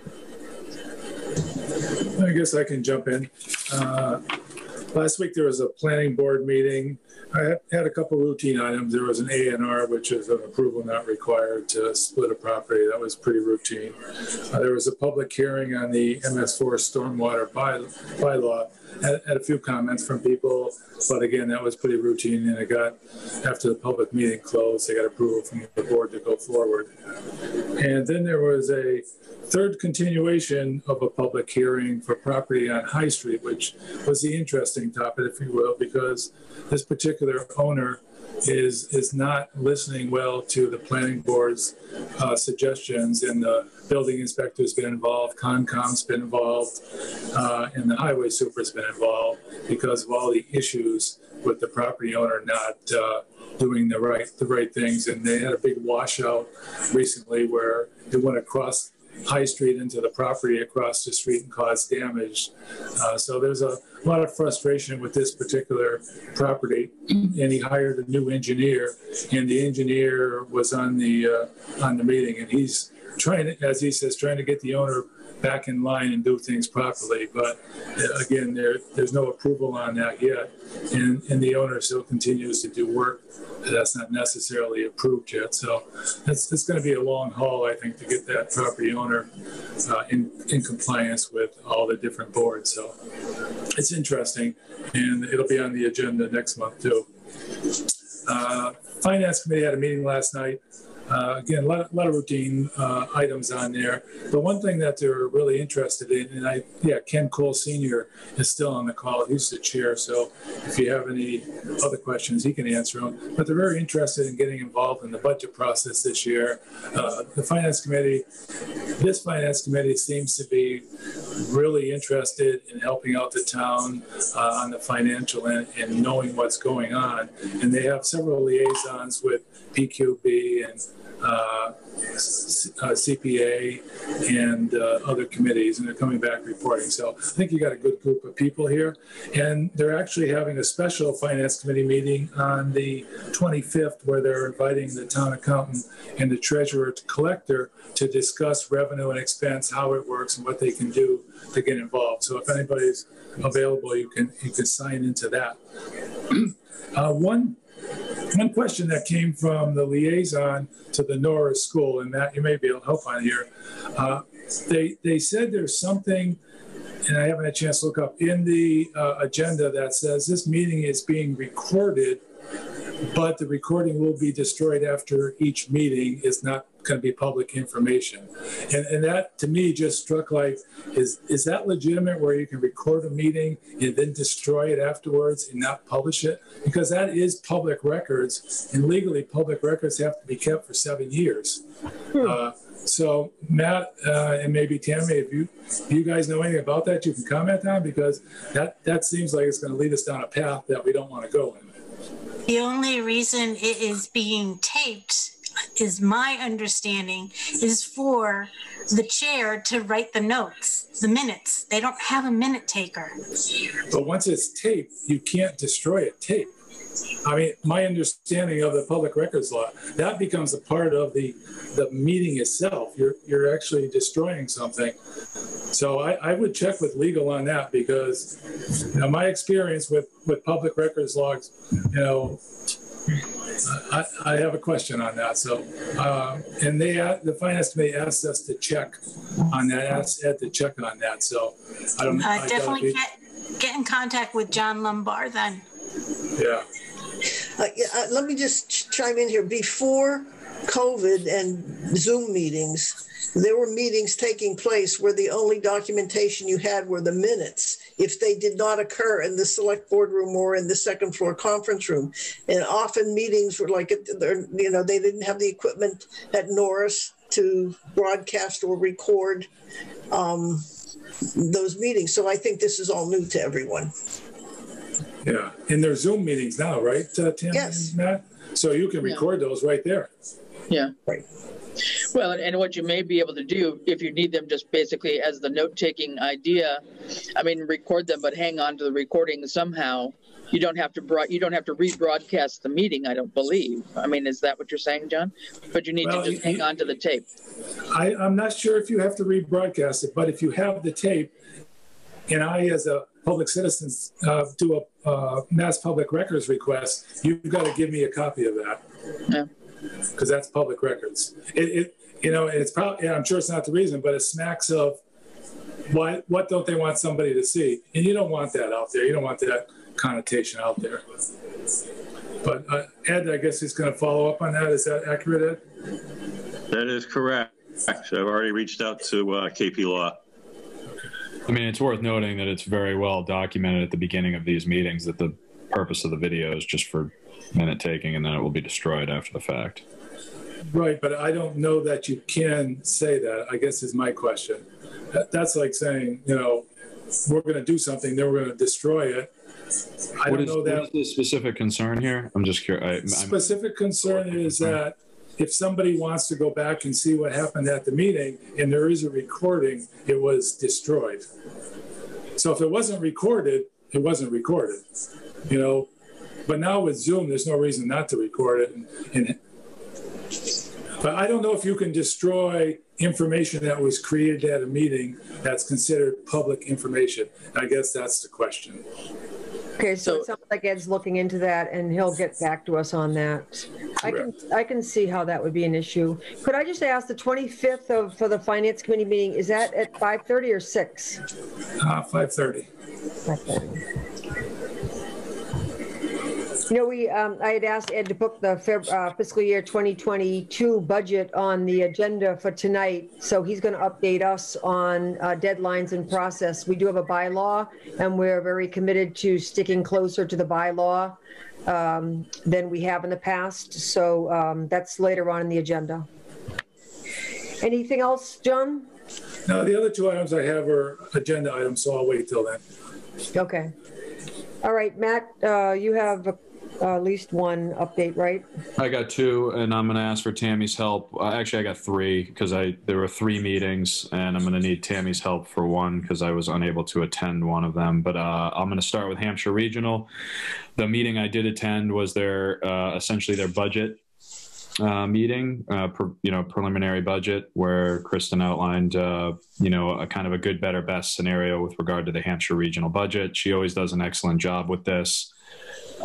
She clearly advocates for her school. She puts together a list of complete wants and desires in a complete vacuum, and she acknowledges that these things are in a complete vacuum, really not factoring in anything related to the pandemic or anything else. Like, this is what it would take to make a perfect school, and I'm an advocate for that. I think every department should have that wish list present and to constantly be advocating for it. So she does that, and she goes through it in detail, and she goes, through the strengths and weaknesses of each and things that are kind of must-haves versus requests. And again, this was all preliminary, and so it was open for discussion. It looked like, and Tammy, you can correct me if I'm wrong, but it looked like initially, like first pass, we're looking at around $500,000 in increases across the board, not just to Southampton. And obviously Southampton's portion of that would be, assuming that were the case, which I think that's definitely on the high side. We'd be looking somewhere in the neighborhood of $300,000 of that, which of course eats into most of our revenues increases. Our school committee, the Southampton portion of the school committee, strongly advocated for trying to get all of these numbers down. I mean, frankly, we're advocating for, as best we can get, a level funded scenario at Hampshire Regional High School. I mean, we realize that there's going to be contract increases, but Bobby also described scenarios where there's going to be savings in their budget due to busing and other things that happened up at the school where there's going to be realized savings. I also spoke up and advocated for, a level funding approach. I explained the budget process that we went through here last year, where we had to find $250,000 to $300,000 during our budget process, which resulted in every single department being cut, proportionally to find those savings. And those cuts were deep. They affected people. They affected service. They affected everyone. And and I'm not trying to pit departments. I did explain this during school committee, and I certainly don't want to be accused of pitting departments against one another. But then, of course, given the nature of how the budget process works, Hampshire Regional did have increases up there last year, and so it just brings up this whole scenario of unfairness. And I think, as everybody knows, like, I'm a strong advocate for children. I'm a strong advocate for public education. I certainly don't want to be an advocate for cuts to education and that area of our budget. But at the same time, I don't want to be an advocate for cutting other departments at the expense of that either.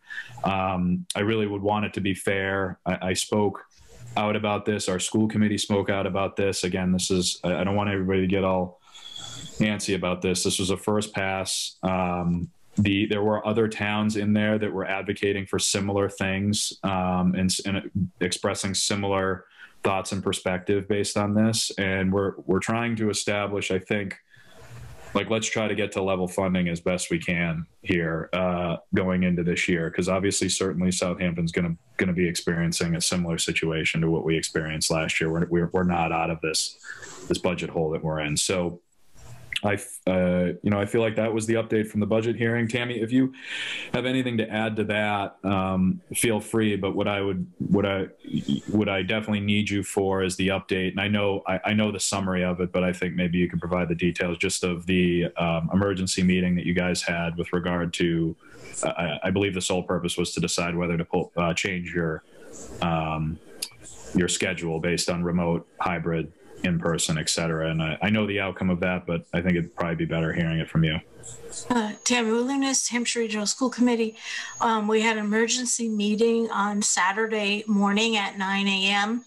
And it was to go over the latest counts, COVID counts in town, and how there was a spike. And there was a lot of discussion. It went over 2 hours. And in the end,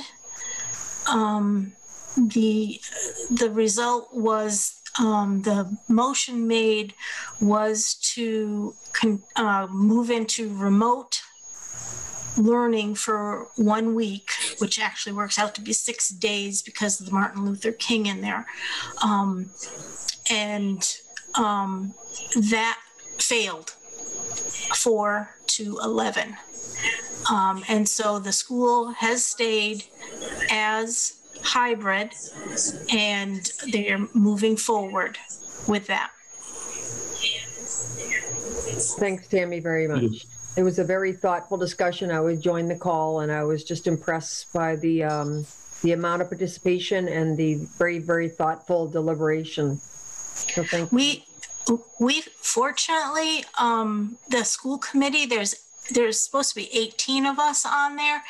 And the great thing is we are allowed to express our own opinions. Mm-hmm. And they're listened to, and they're not shot down. But everybody goes in there open-minded to hear what the information is. And there was at least 150, 60 people on the call. So it was something of great importance and, interest in the town. So thanks for that update. Matt, did you have another one on the local level? I do. So Norris, this might take a minute here to get through, and not all great news to share.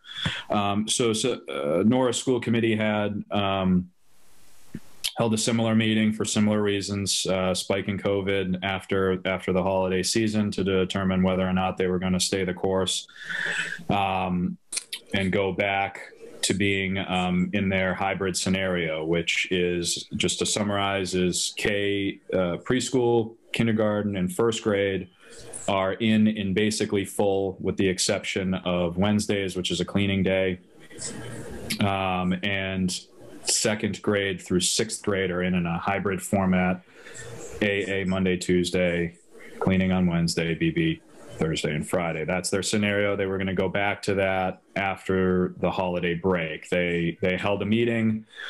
It was a spirited discussion. These meetings are well over 150 in attendance: parents, administrators, teachers, you name it, they're on it.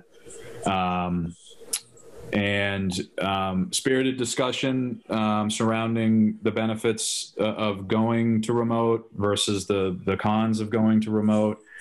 They got input from the superintendent, who, again, I believe is an excellent interim superintendent. We're lucky to have him. From Eliza, from the teachers, from school committee. Versus the most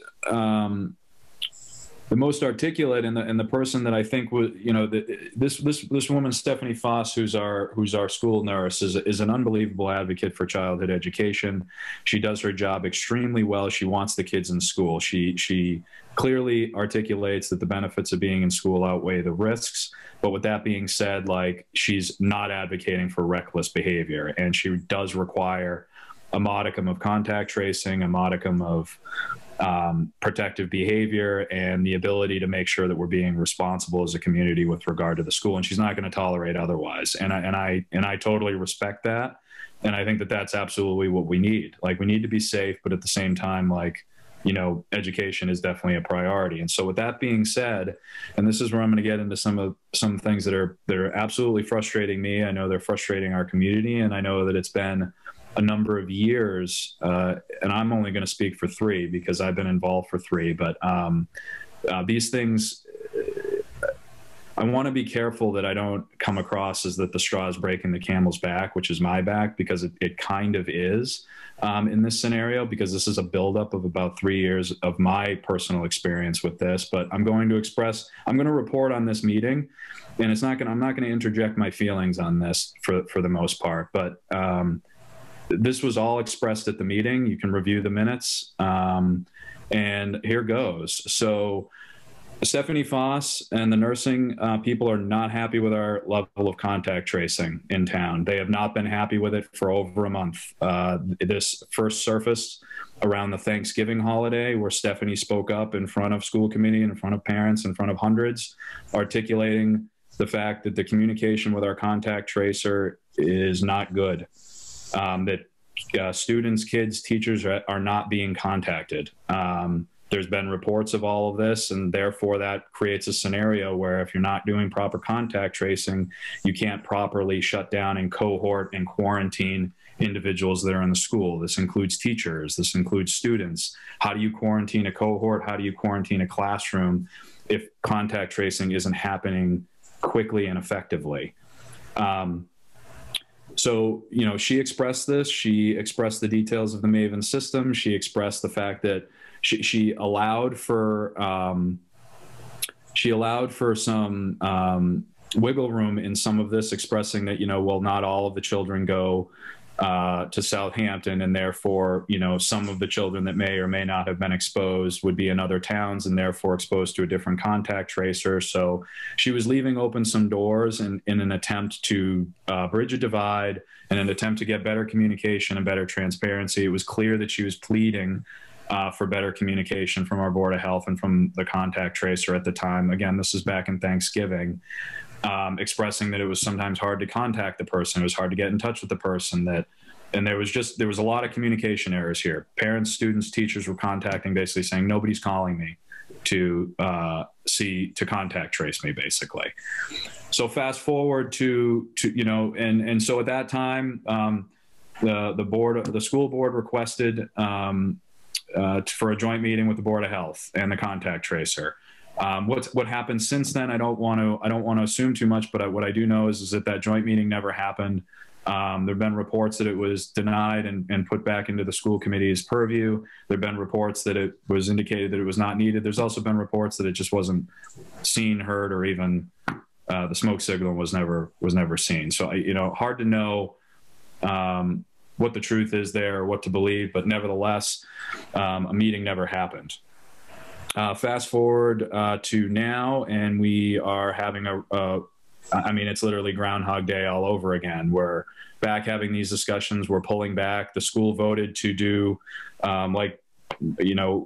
similar to Hampshire Regional, though the vote went the other way, was to take a week off. And the vote passed. I believe it was 4-1, maybe. It was 4-1 or 3-2 to pull back for a week.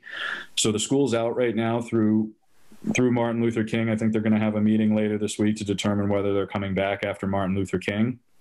And the reason for that is lack of contact tracing. I mean, they're very clear that with such a high rate in town and their inability to contact trace, it puts the kids at undue risk, because if you can't contact trace, there's a chance that there's some people in the school that have it based on the people that they already know that have it. And if you don't get to those people quick enough, then they go back to school, and it blows everything up. Now, they're not finding transmission in the school, but at the same time, like, as Stephanie says, and she uses the word reckless constantly, she's like, they're not going to behave in a reckless manner.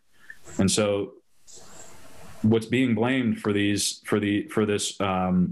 herky-jerky motion is lack of contact tracing. And again, and what is coming out in social media, what is coming out in some of these meetings is like, that's not fair either. Like, jerking these kids between remote and going into school. I mean, you know, I have kids, so I can express this. I think some of you have had kids too, and perhaps you can remember this. Like, messing with a young child's routine is a force to be reckoned with here. Like, I mean, routine is everything for a young kid. And when you go back and forth like this, it causes behavior issues, it causes crying, it causes tears, it causes mental health issues. Like, it's, you know, as much as I want to advocate for in-person, like, going back and forth is almost a worse scenario here. So this is what's happening. Can I just jump in for 1 second, Yep. Matt? So Southampton is been in the red for the last several weeks. The last measure last week is 200 cases. I just want to accentuate what you just said, which is there has not been documented transmission in the schools at either Norris or Hampshire Regional. So a lot of the discussion on Saturday's meeting and also on Friday's meeting, you know, speaks to there are behaviors that are being, you know, done by community folks that are not recommended by the governor's task force on COVID, and we need to continue to make sure that people follow the guidance, that it has negative consequences in terms of the kids' routines and being in school. And, you know, the decision to close is based on numbers in the community, and it's really unfortunate and unfair. There are a lot of questions about contact tracing. I did follow up the both school committee meetings with an email to the Board of Health and the chairs of the school committees, basically just assuming that, you know, that we're not assuming anything, basically asking the question, and I believe the select board also received a copy of this, you know, basically, what is the process of, you know, Maven identifying people and what data is being collected in terms of the amount of time from the time that the diagnosis comes through as positive with the information being put into Maven? What's the time between Maven saying there's a positive case in town and a call to that person to find out who their contacts are, that sort of thing. Also to ask, I know the Board of Health did appoint all the Board of Health members special health agents, which allows them to assist with case tracing. Mm-hmm. So is any of that happening? Do you have adequate resources for case tracing? And did you in fact receive the request from the local school committee to meet? So I have not heard an official response back yet on that. So I think that there's been movement in the last couple of days to try to rectify some perhaps longstanding communication issues, and certainly the most recent issues around answers to case tracing and the importance of communication between the Board of Health and the schools. You know, it's hard being on the front lines in healthcare. It's hard being in the municipal side and all of us. But for the schools, it's just what you've had, like 50 or more meetings since this happened. You know, you really have to rely on accurate and sound data to make very important educational decisions. And it just has to really, we have to work really together on this. So I do understand that there is a Board of Health meeting that is being planned for next week. I do understand that there might have been some lack of communication in terms of requests from the meeting. There's some technological issues in terms of where does that boh@townofsouthampton.org link go to. So there's a lot of things that have to get straightened out, but the impact is significant. And yeah. We have to make sure that we get good communication and good answers to where we are in this pandemic. Yep. So, I mean, to just go further on this and again, just reporting, the frustration bubbled over in this meeting amongst the school committee members. They voted 5-0. They took a no confidence vote in our Board of Health in town, and they're pursuing that actively right now. They voted 5-0 to have they have no confidence in our Board of Health in town. And to go a little bit further on that with Rini, they have held over 50 meetings since March.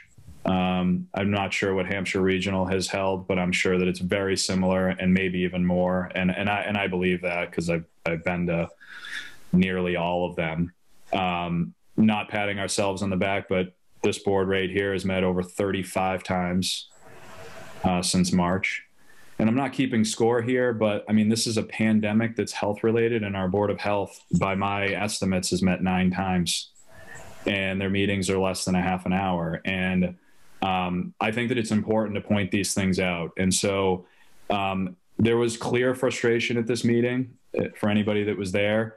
They have frankly had it, especially being reached out and ignored, asking for help numerous times in a global pandemic, being ignored or being deferred or being passed off or whatever it is. I don't know the answers because I'm not on the school committee and I don't sit on the Board of Health, and I'm reporting as an observer to this, and I'm angered by it. I ran on a platform of transparency and ultra communication, and it's clear that this has failed. It was articulated that way in this meeting. This is not my opinion, though I do believe the same thing. We have a major failure of communication here, and it's been happening for well over a month. I'm not sure where the problems lie, but I'm going to throw out a few ideas. I think that there absolutely needs to be a separation of church and state between the Board of Health, which is the governing authority over our health department, which is the health director and the agent at this current time. Those things need to be separated into multiple different emails, and there needs to be a separation there. There hasn't been to date, and I would like to see that take place. I'm tired of the constant excuses. I'm tired of the money complaints. And just to go on record here, every department in our budget cycle, and this is me talking now, and I want to make sure that we get this out. Every department in our budget cycle, the last budget go around was cut. It was cut proportional to the other budgets. The Board of Health was not affected any more than any other budget. And therefore, I'm tired of hearing them complain constantly about their lack of money. And the reason why I'm tired of it is because it doesn't cost money to communicate. It doesn't cost money to email. It doesn't cost money to pick up the phone. It doesn't cost money to hold a meeting. And as Exhibit A in this room right here, and as Exhibit A with our school committee, and as Exhibit A with Hampshire Regional, we have everybody's volunteer on all of these. Some committees have met over 60 times since March. We have met over 35 times since March. I am not asking for a paycheck on this. Communicating and doing a job that you were elected to do, presumably you volunteered to do it because you want to give back and give back to the public good. And if you're not happy doing it, I suggest that you step aside and let somebody else step up that might want to do it. And I am angered about this, and I'm super passionate about it because I've been doing this for 3 years. I'm glad to do it. I'm happy to do it. I get rewarded by it. And I'm not asking for compensation or money to do it. And I try to advocate for everybody fairly and transparently. So I don't think that money at all should be an excuse. And when you review some of the minutes from the Board of Health, it's clearly the topic of conversation in their meetings, rather than trying to serve the public good and move the needle forward and make the town better and try to take care of everyone during a global pandemic. Mm-hmm. What else? I do think we have a lot of things that have to be looked at. You know, we've had a little bit of hands tied because the separation that you mentioned is that the employees of the Board of Health do report to the elected board. I think that we're in the middle of a pandemic. We absolutely need to make sure that there's good communication as much of as we can impact as humanly possible. So I do think that, like I said, that the technology in terms of the link to the contacts needs to be looked at. I think that having I've asked for an established meeting at a particular time each month so that I can count on it rather than the 48-hour notice of a meeting at a time that's very difficult to make. Mm-hmm. There's a number of things that I've mentioned over a long period of time, and I hope that we can move forward with this.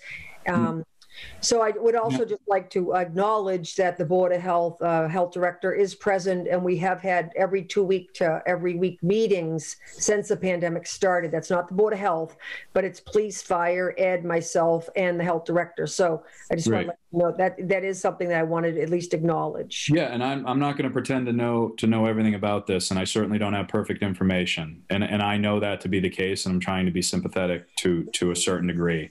On a positive note, and I'll end here, we've gotten we've gotten an indication of leadership out of the Board of Health. Kate Swissick-Roots, if I'm pronouncing that properly, clearly rose to the occasion here and is going to make some changes, the changes that are absolutely and desperately needed and have been for years. And so I'm going to go on record and say I'm going to be part of the solution here. I mean, I don't want to be part of the problem. I don't want to constantly complain. I've kept a lot of this to myself over the years, and it is bubbling over. But at the same time, if people want to dig into this and people want to make things better and people want to try to solve some of these problems, I am all ears and I'm here to help. But what I'm not going to tolerate anymore are excuses, complaints, deferrals, blaming others. We're all in this together. We've got to make the town better.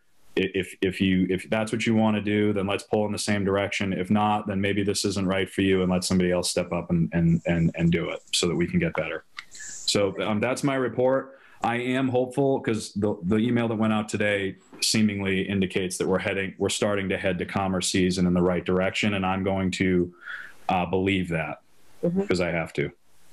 Great, thank you. You're making reference to a very thoughtful and positive email that made many suggestions and questions that need to be answered, and I think that was exactly what we were looking for. So let's hope that that's the direction it goes. The Open Space Review Committee is actually meeting next Thursday night. Hasn't met since our last meeting. Board of Health has not met since our last meeting. I understand, although it's not posted yet, there is a meeting next Wednesday afternoon. Not official, but that's what I was told. Council on Aging did meet last Wednesday. Like I mentioned, Don Snyder, our EMD, was present, introduced himself to the board, talked about some of the similar things that he talked to us about today. The Board of Health, the Council on Aging and the Health, the Senior Center.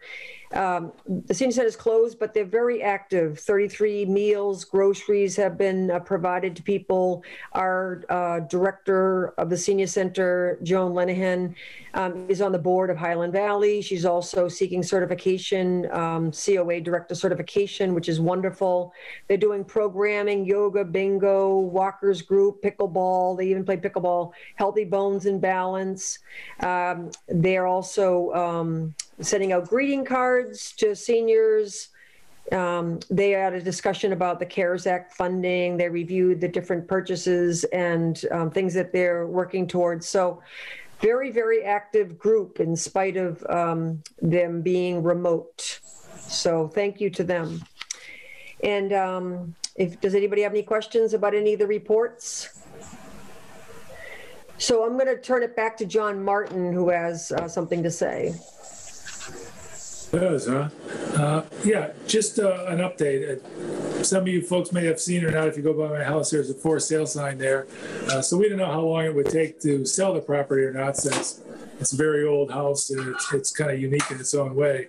But we had a buyer that stepped up and we've gone through the process. And as of now, it looks like it's going to close as of the end of the month. So with that in mind, if it does, it will no longer be a citizen or a resident of the town, so I won't be able to stay on the board after the next meeting. If something happens and it doesn't go through, well, obviously you're stuck with me, but so far so good. It looks like everything is going through, and so I just want to let you know, at least a meeting ahead of time, that's probably what's going to happen.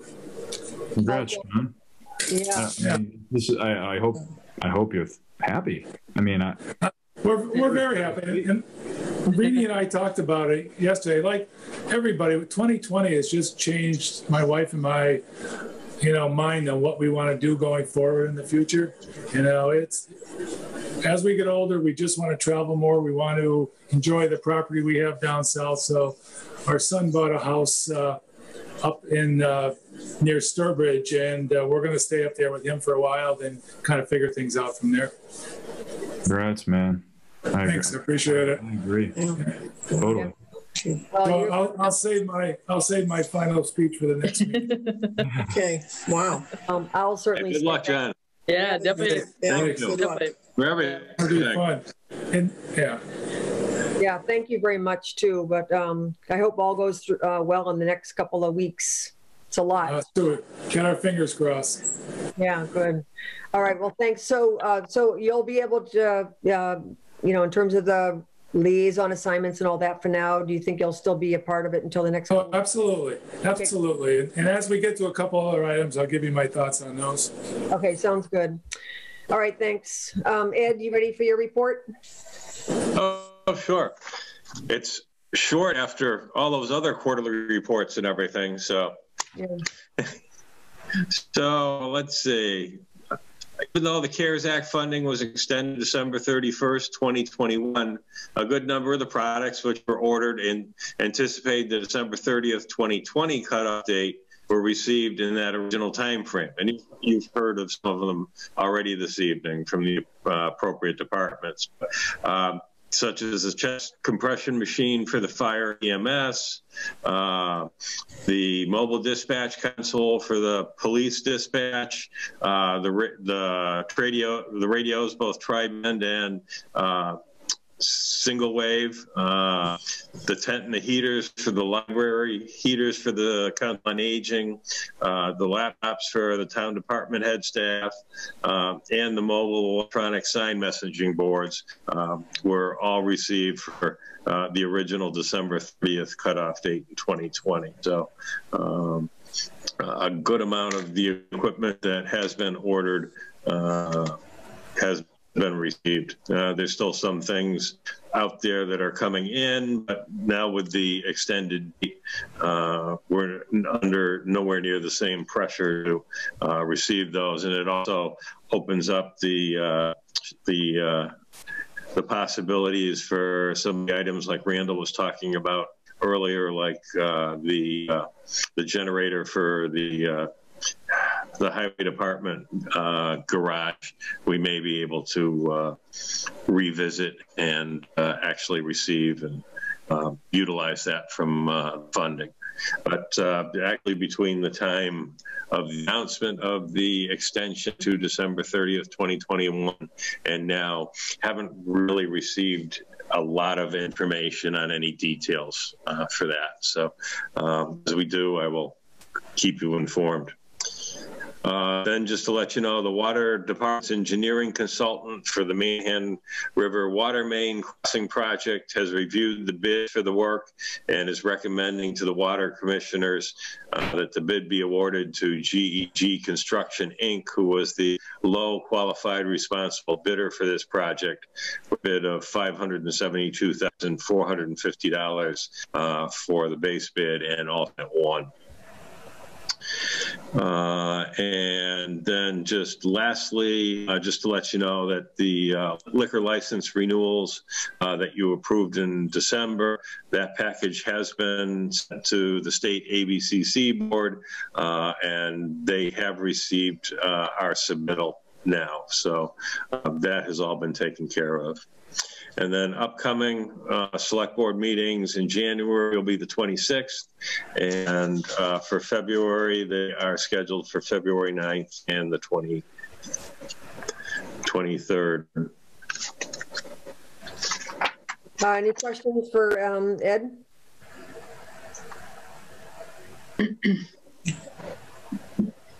I have a couple questions, Ed. On the bridge, that's a significant amount less than what was awarded for the project, if I'm not mistaken. Is that true?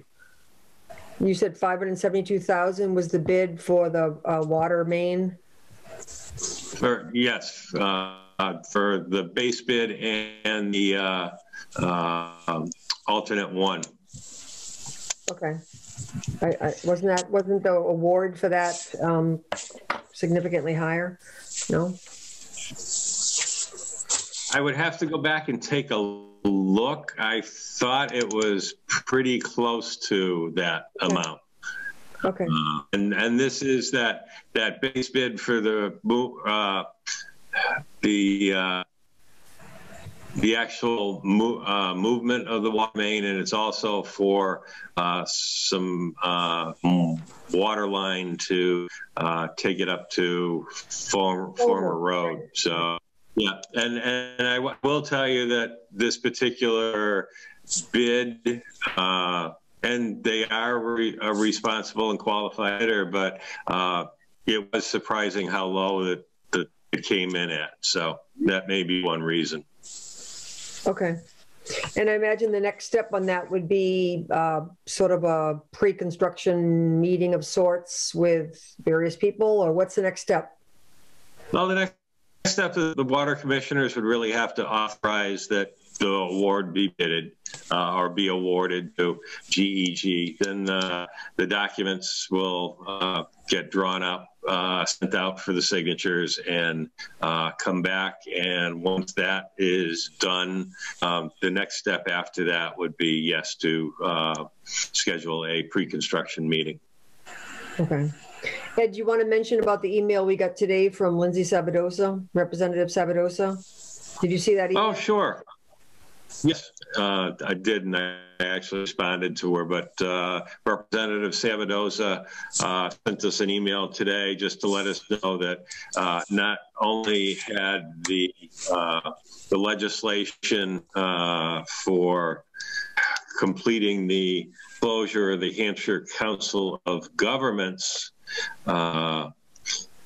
it passed by the legislature itself, but it has been signed by the governor, so it did go to law as of today. So that has been taken care of, and the legislation that is there to protect the member communities, or the communities that were member communities when the Council of Governments was in existence, to protect them from any unforeseen future liabilities, has been passed, and that's a good thing. So thank you to both Representative Sabadosa and Senator Vallis for their help with moving that along. Mm-hmm.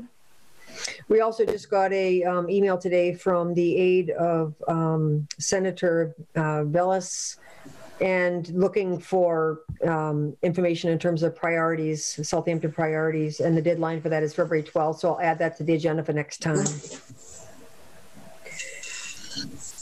Okay, I'm okay if everyone's okay with going to the PCF. Is that something that Francine, you'd like to lead us on? Do you have that handy?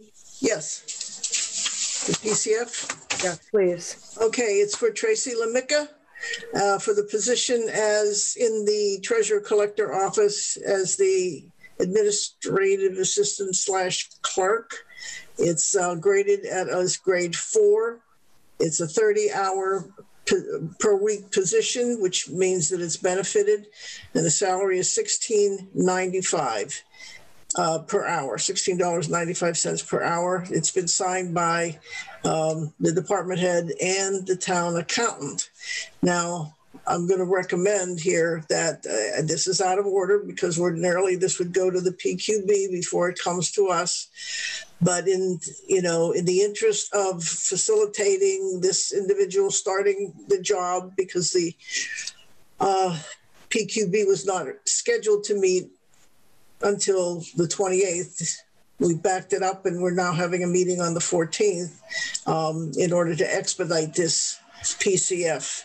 So it's going to be my recommendation that the select board approve this with the caveat contingent upon the approval of the PQB, since we are out of order. And I know we try to avoid that, but it happened. This calendar was set, and we need to be able to respond to the needs of the departments as quickly as we can. And the amount on the PCF is within the range for the level and step, and within the budget of the Treasurer's Office, correct? Correct. Okay. Would someone like to make a motion? I'll make a motion that we approve the PCF. Contingent upon approval of the... Right, contingent upon, thank you, contingent upon approval from the PQB. Is there a second? I'll second it. Okay, so Chris and Francine, discussion? No, just a quick reminder, we're no longer requiring finance sign-offs, right? Not on PCFs, just on PRFs. Okay. Okay.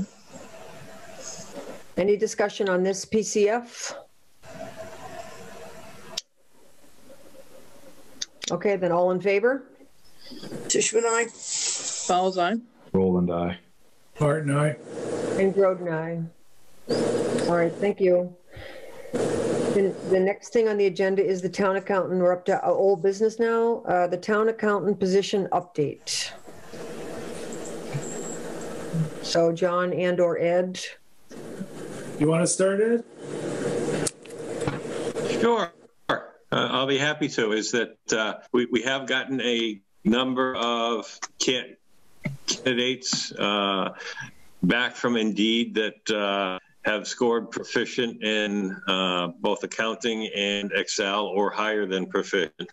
And we have been interviewing those individual candidates. We had another interview this afternoon via Zoom. We have another one tomorrow afternoon and another one Friday afternoon. And there are some candidates still in Indeed, which have their assessments for accounting and Excel haven't been completed yet, which may be other candidates that we will want to interview next week. So that's moving along, and it's been good to see a decent number of candidates come through the system that would be qualified for the position. Yeah, we even had several applications that after we reviewed them, we didn't think they had the experience to go through a Zoom interview. So rather than waste their time and hours, we said thanks, but no thanks to those. And did you put a closing date on applications? No. Open-ended? Okay. Yeah, open until filled. Okay. Yeah, and I think we talked about last time, since we have an interim town accountant, let's take the time to find somebody really good that could come in and do the job. Mm-hmm. Good. Any questions about the process for now? And the interim accountant is doing well and picking things up, Ed? Yeah, there's definitely a learning curve there, but yeah, she's very smart individual. She's catching on quickly. She's asking questions, both internally and reaching out to SoftWrite, which is the software company that we utilized for and utilizing their support. So, yep, she's already catching things and asking questions about it in the vendor payable warrants or in concern payroll. So good. Any other questions about that? How about the FY20 close? I actually anticipate that should be finished this week. I know that Vicki and Jen went over some of the items last week to make sure that they were both on the same page and concurred on them, and the information from that has been entered into the DLS system for the close. So I know they are very close to that, and I would expect that it would be finished sometime, this week or at the worst this upcoming weekend. Okay. Jen, you have anything you want to add to that?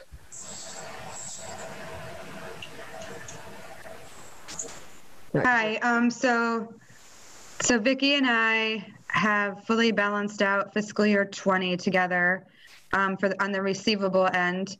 We have entered the receivable report into Gateway. We both signed off on it. We've also uploaded the treasurer end of year cash report and have both signed off on that. I had just emailed Vicki again the statement of indebtedness. She was going to review that. Then that is uploaded into Gateway. and we will both sign off on that. I haven't heard back on the statement of indebtedness yet from her. And she said that she was going to be working on her balance sheet. I'm not part of that this week. So hopefully, as Ed said, it will be done, within the week. Thanks a lot, Jen. You're welcome. Okay, so the next agenda item is the assistant accountant position update. Is there anything relative to that position? It's been posted on the website, and just waiting for any candidates to apply for that position. I did have an email from someone today that said that they had sent me an application for that, but it had been bounced and wasn't able to get delivered. So I'm going to hopefully that will come through tomorrow. And I've also got to check with Bluehost tomorrow, because I had that one particular incident I know of, but Jen also let me know that she had a number of people contact her today that they had sent some emails and they had been bounced. So I will check with Bluehost and see what's going on there, if somebody has changed something and increase the level of our spam filter, or if it's something else. Can I just ask, do we have any other mechanism to recruit besides just the town website to post a position there? I know our budget's tight in terms of newspaper ads, but I'm trying to think, does the Reminder, do they run free ads? I'm just trying to think of how else we might get the word out there. What does it cost for Indeed, Ed? What did it cost when we put the ad in for the town account? It's $17 per applicant, but the other issue with Indeed is we do not have a credit card. We use the debit card on that, but they just bill you automatically. So you don't know in advance to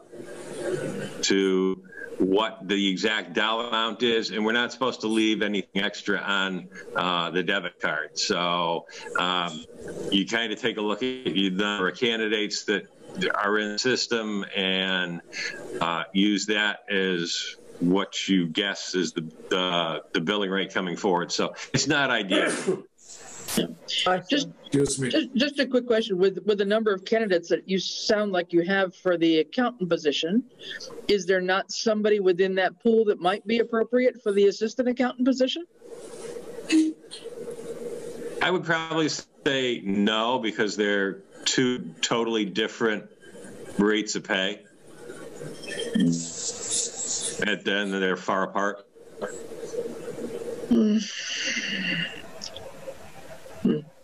Okay, well, hopefully we can move forward on both of them. I know it sounds like there's been a fair amount of success with Indeed. I think we can all, is that the position is posted. I don't know whether or not it's, helpful to put on social media also in terms of our self. I can ask to have it pushed. Yeah, I can ask to have it pushed out on the social media. Okay. So Ed, a question with Indeed, $17 per applicant. Is that each applicant we accept, or 50 people apply, we have to automatically pay 50 times 17? It seems so far that it's like $17 for any applicant that we accept, because or that comes through the system, because they have bounced some already on themselves. So I will say that it's the applicants that come through that meet the criteria that we out in the posting. Has to be. Yeah, I would almost say, why don't we set a dollar amount and use that, I don't know, $300 to throw it out. And once we get that enough applicants that pass that standard and it hits $300, we stop. But we need to get some applicants in. Well, we basically already done that, and we're probably just about at our limit with the town accountant position. So I'm talking about the assistant. We don't have any more money to do the assistant. We put all our budget into the town accountant position. I know, but it seems like for $300 or $400, it's penny wise and pound foolish. Can't we find that money somewhere? How much are we talking about here? $300 or $400 maybe? Seems like we can. Well, $17 an applicant that passes our criteria. So if you get 10 of them, it's 170. If you get 20, it's 340. So I mean, we're not looking at a whole lot of money. It seems like we're not. Again, penny wise and pound foolish. We need this position. It's important. Right. So what's the timing too? Would we want an accountant that we would hire to be part of the hiring for an assistant accountant? Yeah. Any advantage to just sort of a little bit of one step ahead, one step behind? I don't know. I'm asking you, Ed. I mean, it would be ideal if our new permanent town accountant had input into who we hire for the assistant. But, you know, if we hired somebody for the permanent one in the next couple of weeks, I'd say that would work out. But if it goes past that, then I would say maybe we need to move forward and try to get someone, even if it's the assistant accountant, before the permanent. You want to just see what happens the next 2 weeks in terms of the accountant position, and also putting out on social media the assistant accountant, and then we'll talk about it in 2 weeks. Are people out? Yeah, I'll have it pushed out on social media too. Okay. Are other people okay with that? Or do you want to go ahead and try to get it on Indeed now? I don't know. It's kind of a toss-up. I mean, I think it would be ideal to get more candidates soon. And I guess I'm confused too with if, you know, there might be people that are applying. If we have these problems with Bluehost and things get rejected, we don't know who might have tried, and they think they've applied and we really haven't received it. So how do we ever figure that out? And is there a backup? Just like this person knows, because it got bounced back. So they know it didn't make it through. Yeah, but I mean, that person may be unusual in that they notified you that it came back. Others may just move on. And so we're missing opportunities, is I think what Chris is concerned about. Yeah. I would think that if someone was really interested in it and wanted the position, that they would pick up and make a phone call.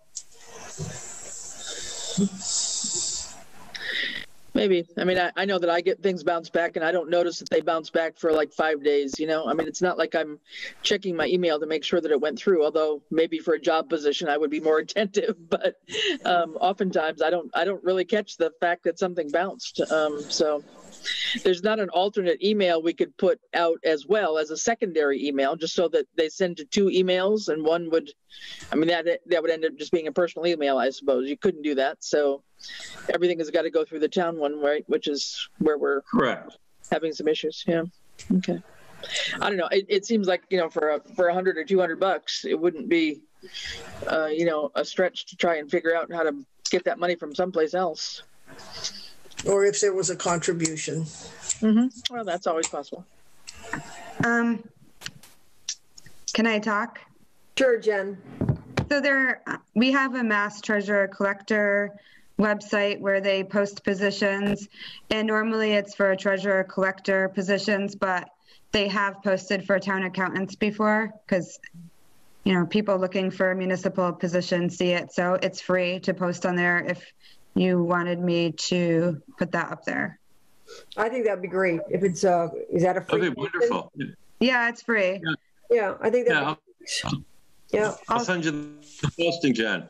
Okay, and also I may have applicants that have applied for my positions that, you know, have some of the same, it's accounts receivable. So I know there are some that had accounts receivable or experience, or accounts payable, sorry, because when you're entering the vendor warrant, so some of them did have that experience, so I could pass those along if you would like me to.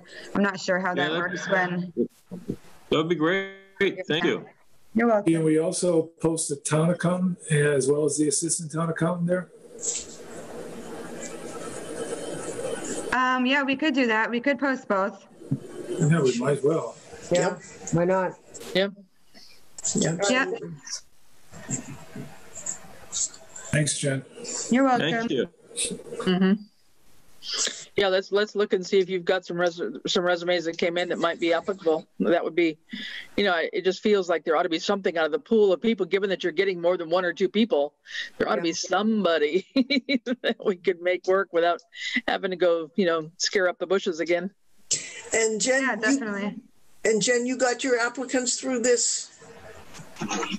So I only posted on that, and then I also posted on the town website. And so I'm not sure. I didn't ask them which one they saw, but I received about, not a lot, but I received about 8 or 9. Well, that's Good number. that's good. That's good. Yeah. Yeah. Are people okay with posting on that website and also other social media avenues? And then if there's not a good number in 2 weeks at our next meeting, to then ask Ed to post on Indeed? Yes. Or, okay. Yeah, let's try that. And we'll figure out a way to pay for it. Okay. Sounds good. And let's move on to the next agenda item, which is the disability short and long-term update. Are there any updates on that? Yep, there's an update. I'm just going to turn my volume up here a little bit here. Yeah, I've been working with the rep from the Standard Insurance Company, which is the one that showed an interest when we put the RFP out. We went back and forth a couple of times last week, and he's now at the point where he has enough information that he's going out to several underwriters to get initial proposals and pricing for us. So hopefully in the next few days, we'll have some proposals and pricing that we can share. So he thinks there's going to be some interest out there. And we went back and forth over some questions and how we wanted to handle certain things. So I asked him to be as broad as he could so that we could have choices when he brings the information back. So we're almost there. Yeah, that would be great. So would we go through another bidding process? No. We already discussed this under the bid limit, so we can negotiate it. I can bring proposals back to you folks, and you can decide which way you want to go. And I would think at some point, once we look at the proposals, we bring in the rep in a Zoom meeting so everybody could hear it from the same person. Oh, that's great. Any questions about that? Good. And it was I'm assuming all the information they requested that had to do with age, salary, things like that, was all that public record, right? It's all public record, yeah. We didn't give him anything. He asked, on the deductibles again and stuff like that, but that was all stuff we discussed before, and it's all public. Good. Great. That would be nice to move that along. Yep. Okay, then we're on to new business. The first is COVID-19 update. We got a few updates from our emergency personnel. Also, the fact that we're still in the red as a community. What else would you like? The call is tomorrow at 10 o'clock with the EMD and health director and police, fire, and Ed, myself. What other updates do you have, Ed? I think you've pretty well covered it. We are still in the red. I'm hoping that when we see the dashboard that will be released late this Thursday, that we'll probably still be in the red, but hopefully we will see that average number of positive tests in the last 14 start on its way down. It probably for the last three weeks, it's and probably even 4 weeks, it's been climbing up. So we got through the Thanksgiving bubble, shall we say. I would think that now we're basically over 14 days past the Christmas holiday, and we'll be just about 14 days past New Year's. So I'm hoping to see that trends start to slide the other way for us. Well, I sure hope so, but I have to say that we are almost, as a state, we're in the top 10 of new cases. So we're still very much in the thick of it, in spite of the light at the end of the tunnel and a lot of the vaccine discussions. It's still very, very bad out there. And I have to encourage everyone that to please continue on with social distancing. This is definitely the post-holiday gatherings of people together outside pods, outside households. So please, please, please stay with the guidance that we've been given until it's lifted. Yeah, and keep wearing those masks too. There are probably, other than social distancing, the number one preventative measure that is out there, both for individuals themselves and anyone that they are around. Mm-hmm. And as Matt said, the local school is currently remote, and Hampshire Regional is continuing on the hybrid. So hopefully the numbers will turn so that younger kids can get back to school there. Any questions about COVID? And I will let you know after I sent the email asking questions about the case tracing and about the meeting and such. I will let you know the response I get. Okay. Okay, that would be good to know. Yep. Just information, not just for us, but for the public. I think it's important. Yep. There's a lot of things that we have to get straightened out there, technology-wise, communication-wise, otherwise. And so I did write that note to everybody's email, and that was on Sunday. So I expect and hope to hear soon so we can understand what's happening with case tracing. The next item is CARES Act. We heard a lot of good, resources in the town thanks to the CARES Act. So Ed, anything else on that? Chris, anything else you want to add? Go ahead, Ed. Yep. I was just going to say, I think we've actually probably covered most of it through the quarterly reports and the town administrator report at this point. Okay. Yeah. Unless you can think of anything else, Chris. Yeah, just one thing. I know the Parks Commission through Dan LaValle was instrumental in working out some signage for both Labrie Field and Conant Park that are COVID messages, kind of sports related, to be posted around both of those fields. And those arrived in time, and I don't know if Randall's still hanging in there, but I know Dan had mentioned he was working with the highway department to get them actually installed sometime in the coming days. So there's a few that are put in the ground type ones, and others that are just put on the fences, like at the tennis court and things like that. But we've tried to get something out there. Yep. Hi. Go ahead. Hi. Yeah, they were installed today. There were no put in the ground ones because the ground is frozen. We utilized existing posts and fences, and we could always move those around if necessary. But they were all installed at Labrie and Conant and the pavilion side of Conant today. Great. Thanks, Randall. Appreciate it. Awesome. No problem. Thank you, Randall. Yep. Mm-hmm. Great.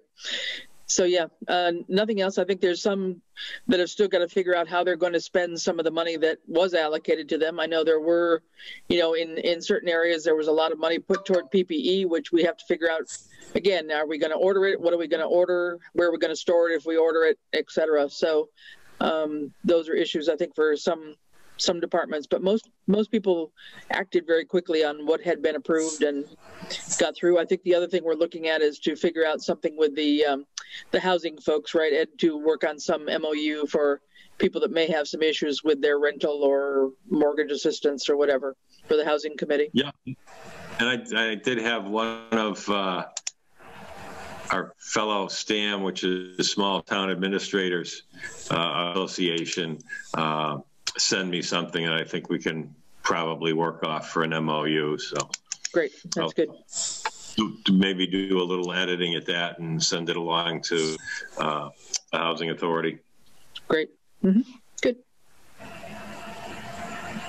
Any other questions about CARES Act? Okay, the next is the Hampshire Regional Superintendent Search. We got an email from the interim superintendent inviting a member of the finance or select board from Southampton to put a name forward. It will be one person selected in the role of a finance committee member or select board member to be on the Hampshire Regional Superintendent Search. Is there anybody here that would like to put their hat in the ring for consideration on the Superintendent Search Committee? I think I would like to be on that. Okay. Is there anyone else? I have been on it in the past, and it's a really, really good experience. They usually have a consultant that helps with this process, and they really do values sort of analysis, and it's a really good experience. So is there anybody else besides Matt that would like to be in consideration? What are we talking about from a time, like, are we talking like midday meetings? Well, there's a calendar, Matt. Did you see the dates that they've already identified as dates that you should need to be available? And I do think it's going to be Zoom. Yeah, they listed 4 meetings in the evenings, and everything's taking place in February. Yeah, there's got the letter, I think, is in our packet, Matt, and it definitely gives the dates. Yeah, I think I see it here. Yeah. This doesn't mean that you're automatically selected. Like that, we're just trying to put our hat in the ring. No. Here. We might not be one of the. I mean, they're only going after one select board person, right? Out of the 5 towns. Well, one select board or finance committee meeting. So theoretically, 5 towns could put forth a select board person and a finance, and they would be selecting one of 10 people.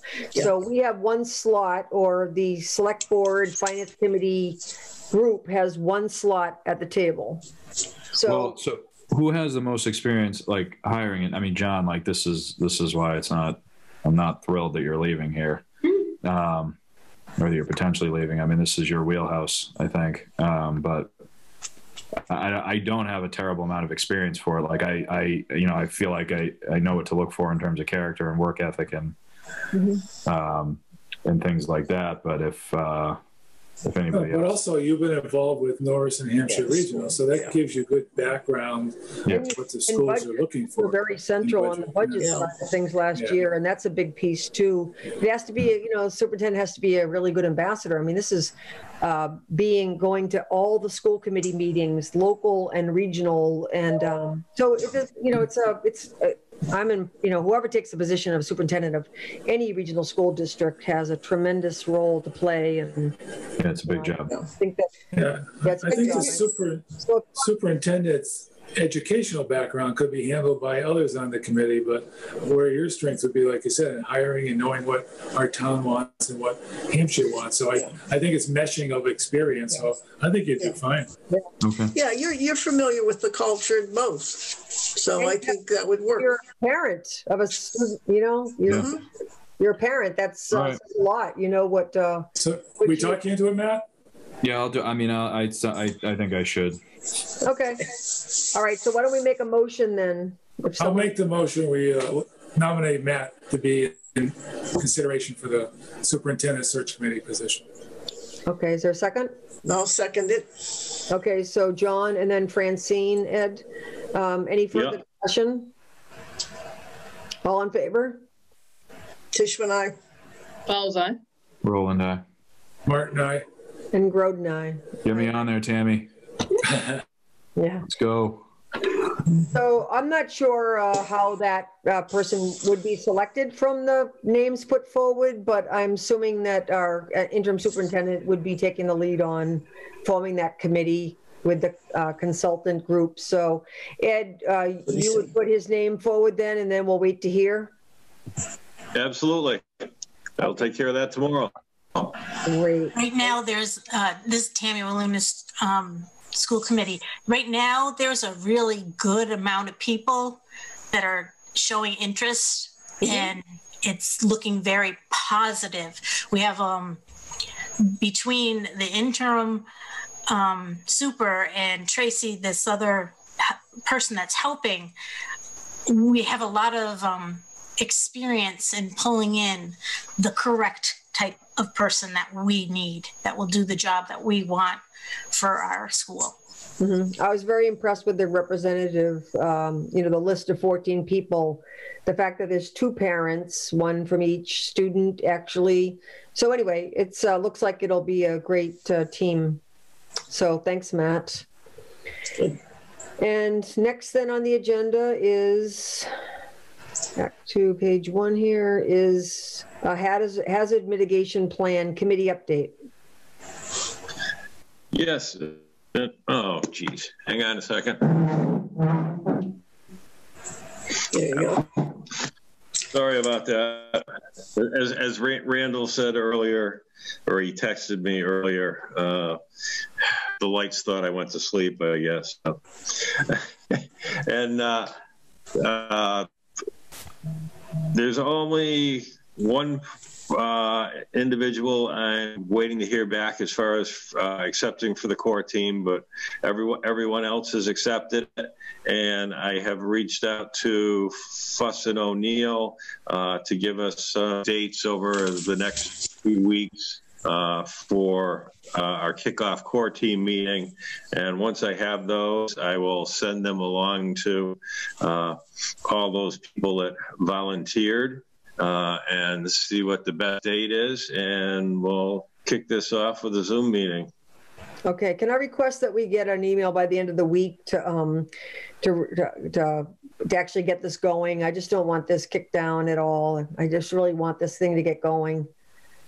I think that. Yeah, as soon as I get the possible dates out of them, I'll send it out. Okay, great. Any questions on the hazard mitigation plan committee update? Okay, next is FY22 budget.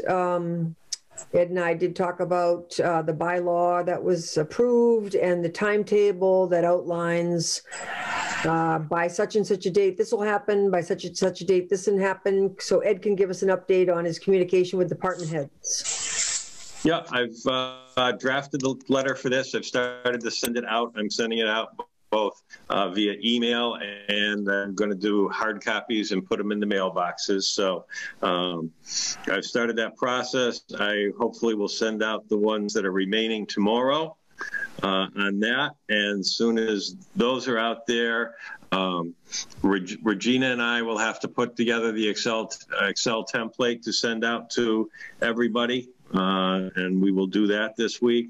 And then the next thing that I will do is I will redraft a letter for the Capitol and be sending that out to everyone either over the weekend or the beginning of the week. And the cutoff date for the operating budget that I put into the letter was February 8th. Yeah, I wanted to say. Yeah, I almost said September 8th, so it's February 8th to have them back to us and start reviewing. Great. And then the Finance Committee will be, there is the bylaw addresses the role of the Finance Committee and as John said, they're very interested in being very much a part of this budget plan. Last year, that was definitely a difficult part of the process with not having a fully operating and meeting Finance Committee. So hopefully that will also go smoother. Yeah, and like John said, they are very interested in the process, so that's good. And I do see someone from the Finance Committee on the call here. I don't know if he wants to say anything or not. Ken? Okay. All right, that's good. That's fine. Okay. All right. Any questions about the budget process for 2022? Oh, and as a follow-up to the letter I've already started sending out, is there any particular direction or priorities that the select board would like me to relay in a follow-up letter as far as the fiscal year 22 budget goes? I've already basically stated that the general outlook is going to be very tight for the upcoming fiscal year, with the fact that we don't know what state aid is going to be, but I'm not real optimistic that we'll get a heck of a lot more than we got this year, just because of the COVID situation. I've asked them to submit the salaries as they were in the fiscal year 21 budget, and that the select board, the finance committee, and the town administrator make recommendations on any COLAs for the upcoming fiscal year, which would be fiscal year 22. And I got to say something when you're done. Okay. Francine was trying to say something. Yeah, when we haven't seen any revenue yet for fiscal year 21, so kind of looking into 22, we have no point of reference. When do you think we'll get that revenue information? That's what I'm going to try to work on with Regina in the next 2 weeks. It was an awful lot of work just trying to get the expenditure report up to date. We still got some questions on that we need to follow through. Okay. So, because I think I think that'll be good, because that'll tell us how people landed with this year's, limitations that were placed on them because the finances, and if it's essentially the same, it may actually look like a better picture. I don't know, based on this year's performance. We just have to see. No, the two biggest portions of that are the state aid and our own, tax revenues. I haven't heard or seen anything that our tax revenues are off a lot to this point in time, but Jen can chime in and say if she's seen any red flags in that area. Like I say, to me, probably the biggest question mark out there is going to be on state aid for fiscal year 2022. I know that the legislature and the governor went an awful long ways just from the deficit they're seeing in fiscal year 21 to give the cities and towns level funded state aid to what we saw in fiscal year 20. So, would that, will that continue, or will we see a dip there? I don't know. And I probably won't have an inclination on that for probably at least another 3 weeks. Can I say something? Yeah, go ahead, Matt. Or do you have more to say, Francine? So, for me, I think I'm happy making maybe the risky assumptions, but I'm happy assuming that people pay their taxes and that we're collecting the revenues that we need to hit and get. And then I'm also feeling confident that our teams can stay within their budget. I mean, they do a great job. So I'm confident that they'll stay within their budget, and I'm confident that people will pay their taxes. And so with that being said, I think we're going to be exposed the same way we always are. And so I want to throw an idea out here. I mean, correct me if I'm wrong, Ed, but assuming the two things that I just assumed, we only generate between $300,000 and $400,000 of additional revenues when we take advantage of the 2.5 and we account for extra growth. I know we're casting broad assumptions here, but it's $300,000 to $400,000, right? Typically. Probably traditionally, yes. Yeah, and then that includes an increase in state aid too. Sorry. Yeah, no, of course. That's kind of what we do here. This is my opinion. Our government is we provide more service than we are capable of paying for.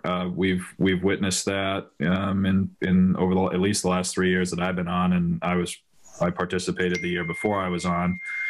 And I'm fine with that. I love this town and I love the services that we have, but I think we need to grow into this. And so where I'm going with this is, what's starting to make me a little bit unhappy is constantly going back to every department and being like, level fund, like every single year, level fund, figure out a way to level what is level service? Level service is contract increase, but really what we mean is level fund. And, you know, I think we got to look ourselves in the mirror here and realize that we're going to be looking at the same problem we looked at last year, this year. And so what are we going to do differently? Because I don't want to act insane here and do the same thing over again and expect a different result. And so I just want to throw it out there as an idea, Provisional 8. You know, I like how the Hampshire Regional does their budget. Like, what I like about the Hampshire Regional budget process is that there's a fierce advocate for their department. That's in Kristen Smitty. She asks for what she wants, and she realizes she's not going to get all of it, but she knows exactly what she wants. She puts the list together. There's part of me that wants to see that by department, because of course this board and the finance committee can easily level fund, I mean, I think we should get an ask list. I think we should get what it would require to provide level service, which includes contract increases. So I think we need those 2 data points. And then personally for me, I'll just speak for myself, like, should we be looking at an override this year to try to right size all of this? Should we be putting forth an override budget to vote on? I mean, I realize that we've got to go through the work and effort similarly to last year and the year before, where we do the cuts and we go up till 2 a.m. and we do all of that work. We have to do that. But we have not been putting forth an override budget. I think it's been 3 years at least. And before then it was 20. I mean, should we be consistently presenting the town with, like, this is what you're missing out on. This is what we're missing out on. Like, do we want to stay in this rut that we're in, or do we want to try to dig out of it? And for me, I think that, you know, I'm coming to the conclusion that we need to right size our government. We need to pay for the services that we have, assuming that we want them. And I think it's clear that we want them. I know it's clear that I want them. I don't want any less than what we have. But we're not paying for what we have right now. I mean, we're clearly not. So I'd be an advocate for trying to figure out what it is that the departments want, wish list. They need to do the work to provide the level service with just contract increases, the stripped down budget that we always ask for. And then I think somewhere in the middle here, the finance committee and us, we need to figure out where the cuts are going to have to come from in order to provide a balanced budget option for our citizens. But then I really do think that we should be putting forth an override budget this year. Would the idea be to ask them to do a level service and a level funded budget, 2 budgets? Well, level funded, isn't level funded just you take last year's budget and you go this year? Yeah. We don't need them to do that. But then we can make some, you know, you can shift from one to the other depending upon, make some decisions based on that. Sure. Well, yeah. Don't forget, if you ask for just a level funded and a level service budget, that we've already given up services this year to the right. So it furthers my point. Exactly. Yeah. So we're just getting further in the hole. Right. Exactly. Okay. And that makes a good point there. And if you talk to the department heads, and let's see, it's no, they're going to base their level service. Randall will tell you how much less he does every year because of what happens to his budget. No, they're going to base level service on last year. They're not going to base it on this year because they're going to say, well, this was an anomaly year. I want all that back. And then to do look, we're in a hole. Like, I need to convey this to whoever's watching. Like, I mean, you know, we want to hear from you. If you're in the public and you're listening, like, we want to hear from you. But like, you know, I've been doing this for 3 years now. Many of these dedicated people have been doing it a lot longer. Like, you know, we have a nice small town with a great amount of services. I don't think it's too much.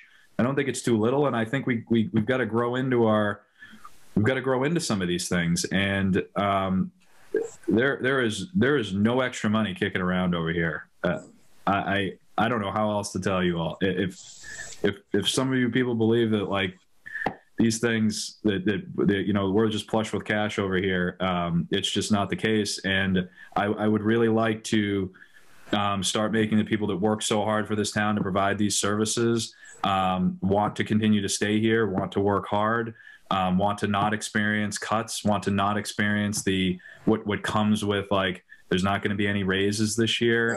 And we do this every year. Like, so for me, we're going to have to do this work, guys. Like, we have to do a balanced budget, and I think it's going to be another tough year.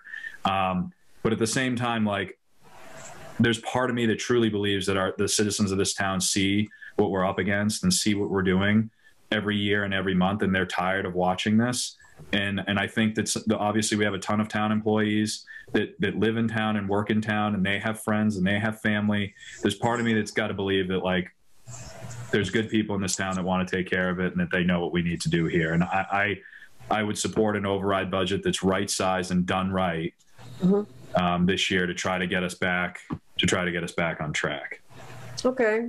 I just want to hear from maybe Chris, John, see what you also think in terms of priorities, like Ed asked.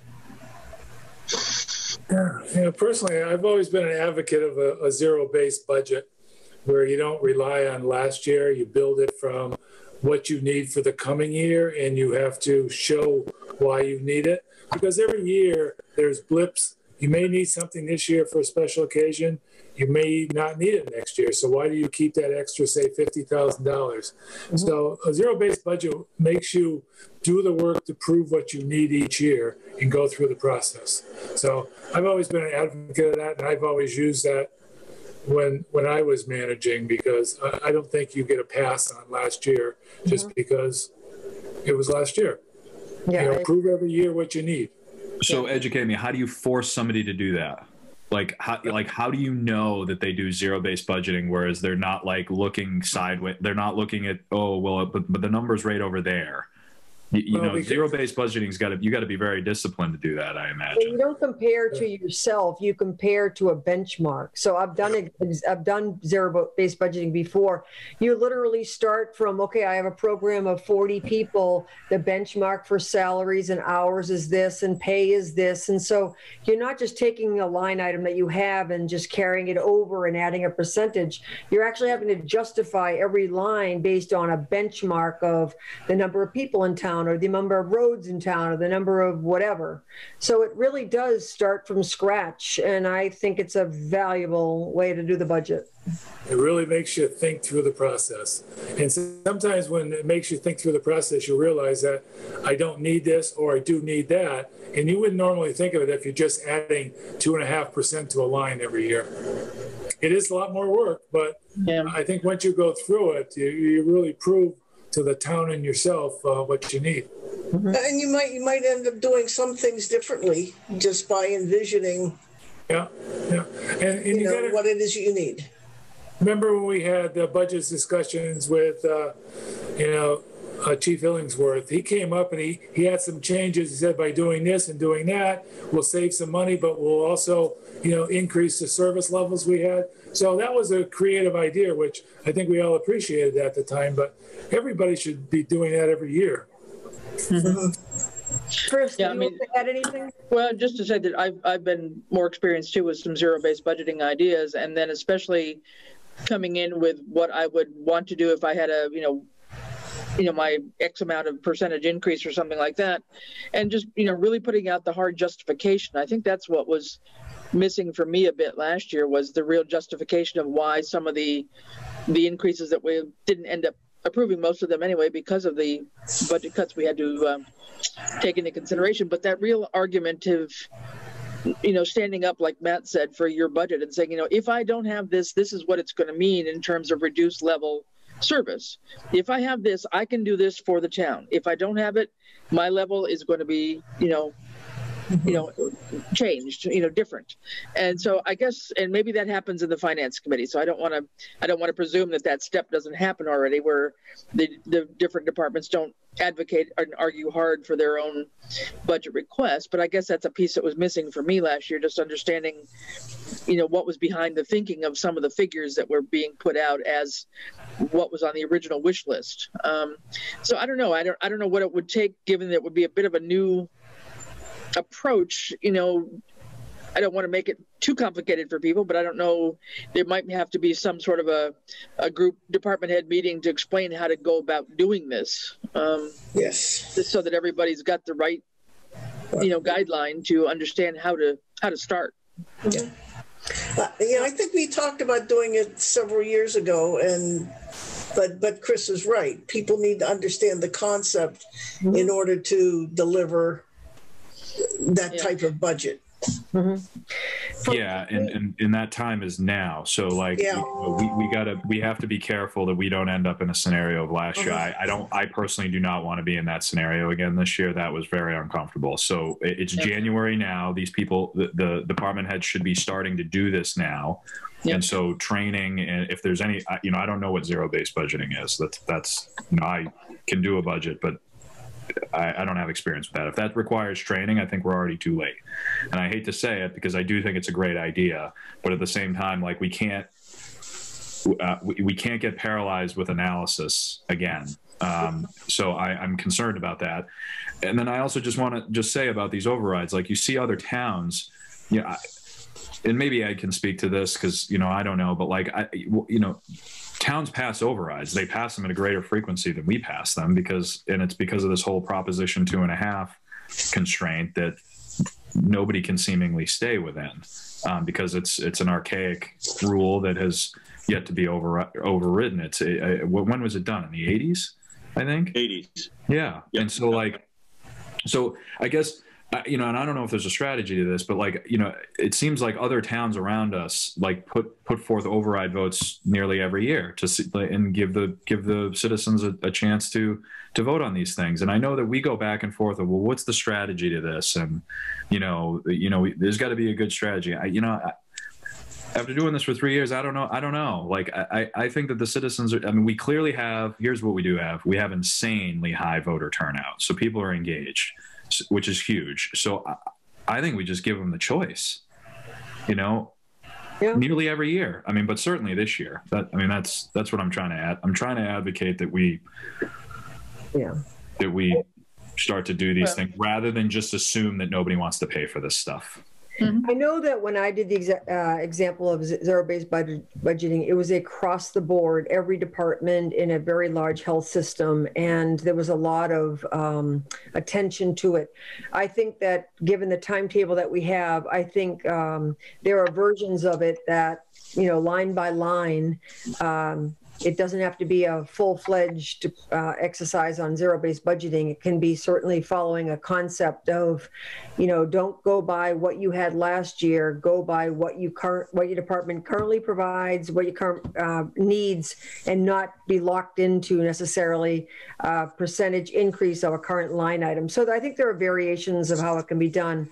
I personally don't feel like I have quite enough information right now. So what's important to me, I think, is I think it's really hard to go through I've been on this select board for 3 term and then not even one of the second. One of the years was the override. This past year was the pandemic and no raises. I think it's very hard to justify not giving town employees raises. Mm-hmm. So whether it's an override or it's operational stabilization or something, I support going to PQB and trying to right some of the inequities in our employees and finding a way to give raises. Yes. And also in the back of my mind is the master plan. Very well-attended survey that said number 1 is bike trail, number 2 is internet and IT, and number 3 is open space. So I just, I don't have enough information. I'm just trying to go by what I feel is the right thing to do in terms of our own employees who, as we just heard from all the department heads, are going above and beyond in a very difficult year. And also the priorities that we heard in the survey. So I guess we need to have more information in my mind, but I think a lot of good initial passion for sure and thoughts about moving forward with this budget, clearly staying with the bylaw and keeping timetables and not being up against the clock like we were last time. And I realized we were on a month-to-month budget and there were state numbers that we didn't have, but we need to be ahead of it. We need to be ahead of it. Yeah. I don't know, John, do you have anything in writing that would be some simple guidance for a kind of a scaled down zero-based budgeting thing that, Ed could add to the letter that wouldn't be, too, I don't know, too onerous? I was going to say, to me, a zero-based budget is probably an easy budget to do. And Matt, to give you an example how it would blend into what you're saying by people standing up for what they need is, I'll take Norris School since you're familiar with their budget, and I'll give you a hypothetical. If last year they had 5 fifth grade classes and next year they only need 4, why take that line item of 5 and continue into next year? Let them say, okay, we only need 4 this year, but we need that extra money because we need an extra 6th grade teacher. You know what I mean? So that's how that would work. So it helps them stand up saying, here's what I need, here's why I need it. And to me, it's simplified. You do use your last year's budget, but till you look at it, you've got to be able to step up and say, here's why I need this increase. Yeah. Okay. Got it. And so the simplified method of that is that we require more detail out of the department heads than we've gotten in the past, that they should basically be able, any account number say, okay, here's what this consists of. And it's A, B, C, D, E, F, G, H, I, J. Yeah. Yeah, exactly. It's that level of justification, which, understanding how that number appeared, and it's not pulled out of thin air. It's based on real something, whatever that vision is of how you want to run your department or whatever it is. It's based on reality of what you've got in mind, what your plan is for the year, what you're willing to deliver for the town, I think, or what you want to deliver for the town. And that's a good starting point, what Ed says, more detail to see where you come up with that so you can answer questions and we can ask questions. And traditionally, that's been the role of the finance committee with the department heads, where this gets flushed out. Last year, because there was that void, we ended up just, taking that, the kind of everything is in the, department expenses. Well, they're not broken out for us, but to the finance committee, that's where that level of discussion, I think, should take place, and then their recommendation coming forward to us. Absolutely. Absolutely. Can anybody hear me? Take place in both places. Rini, I think Ken wants to say something. Yeah, hi Ken. Would you like to speak? Yeah, sorry about this. I'm a little technologically challenged. Okay. And I heard Francine, and I tried to get in to respond when she asked the question. So my apologies. But I just want to add that, the Finance Committee is a bunch of newbies, if you will. We all have financial background to some extent, but not municipal. But we are all, on board with the challenges that the town faces financially. And, the input that I'm crushed by hearing that John's heading south or wherever he may be heading, because he's been, as far as I'm concerned, a great asset to the novelty of the finance committee of and the people on board understanding what's going on with the town. Yeah, no question. I witnessed John, you're going to be missed. Yeah, I'm telling you. Thank you, Ken. I appreciate that. Yeah. But there's no question that the finance committee is on board with the budgetary process and understands the challenges that the town faces, and we sympathize with what you folks are having to go through, but we're fully on board. Please be assured. Yeah, that's wonderful. Thank you so much, Ken. Thank you.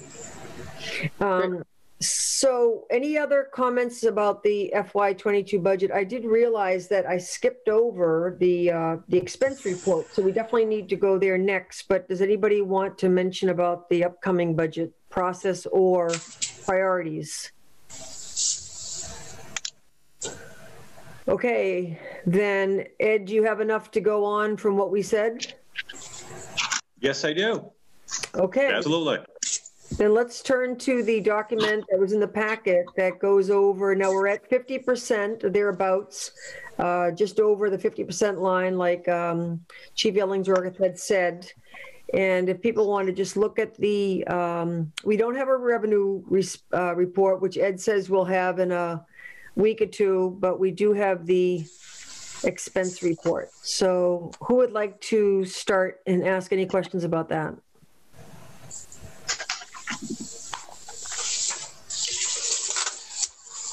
Well, I'll jump in with a basic one I had, and I passed this to Ed ahead of time, so it's not a surprise, and it may be my misunderstanding of things.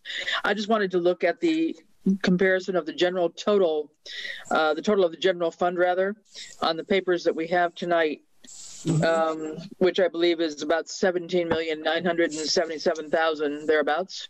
And that budget is different from the budget we passed at the annual town meeting, which was 17 million.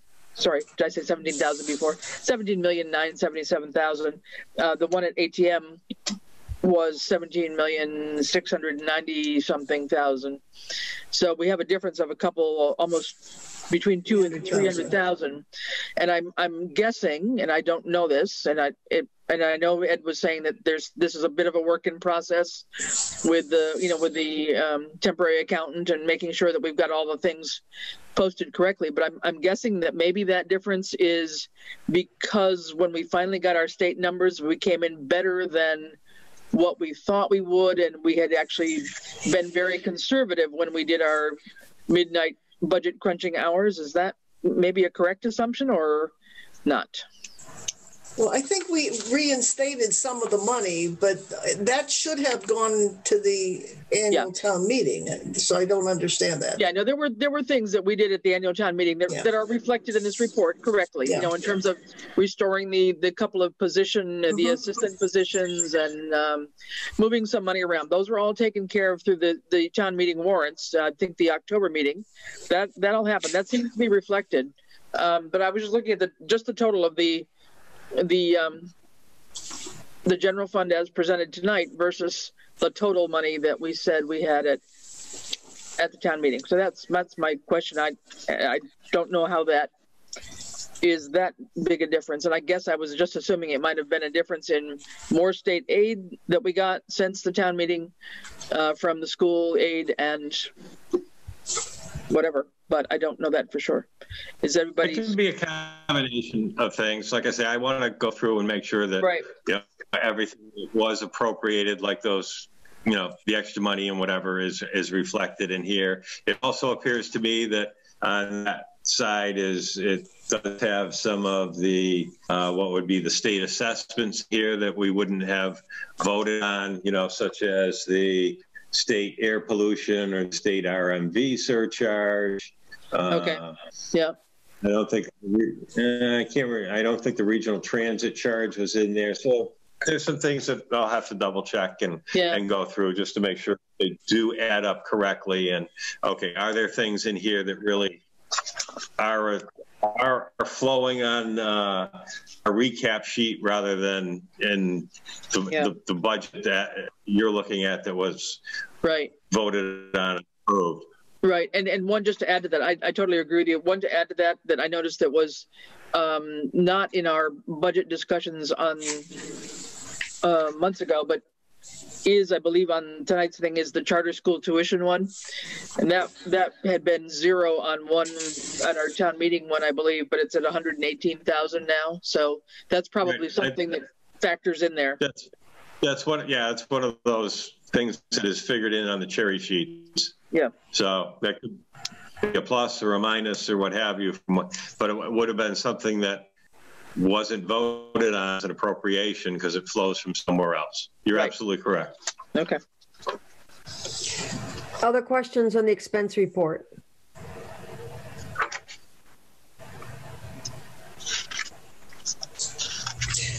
I had something. I guess, under under the education thing, I mean, there are allocations. It's on the second page, education.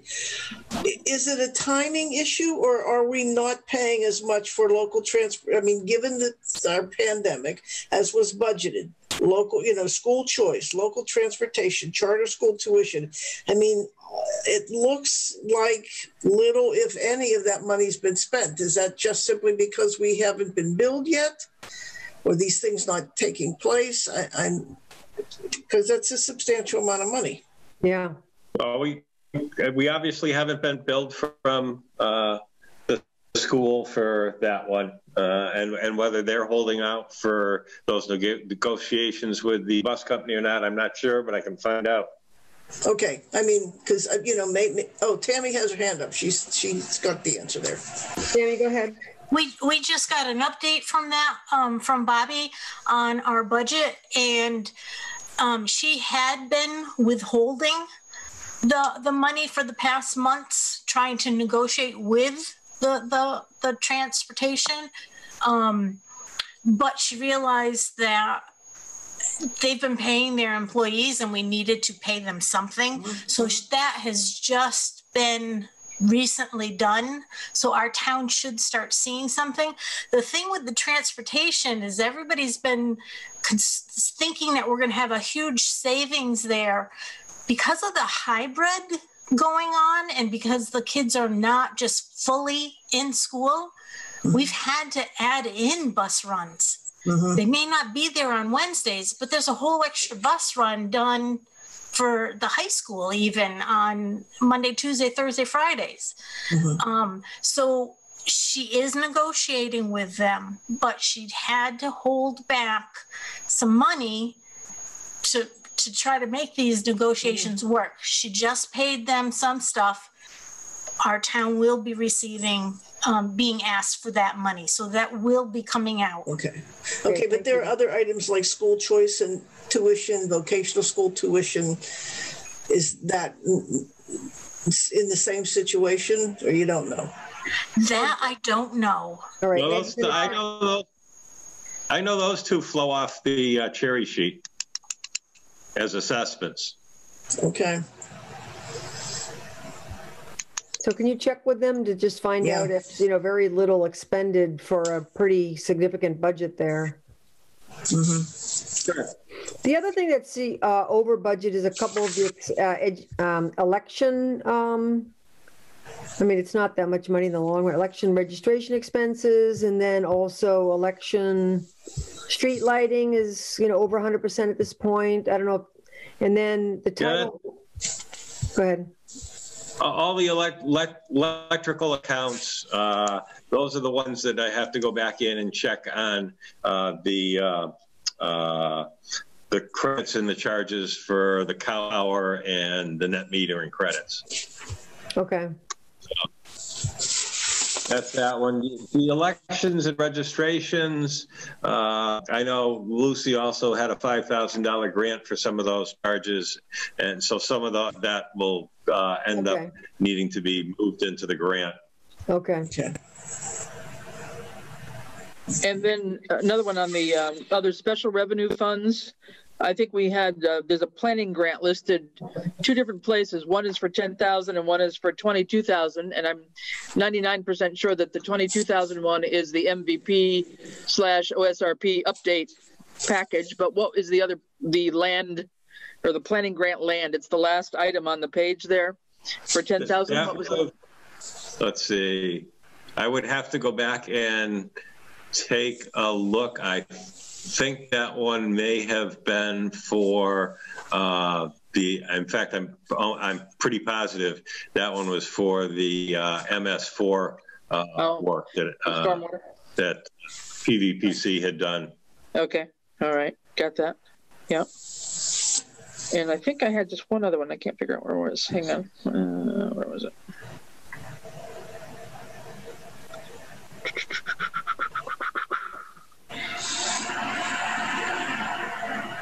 And looking at some of the revolving funds categories, is that also a timing issue? Yeah, it would all be timing issues. Okay.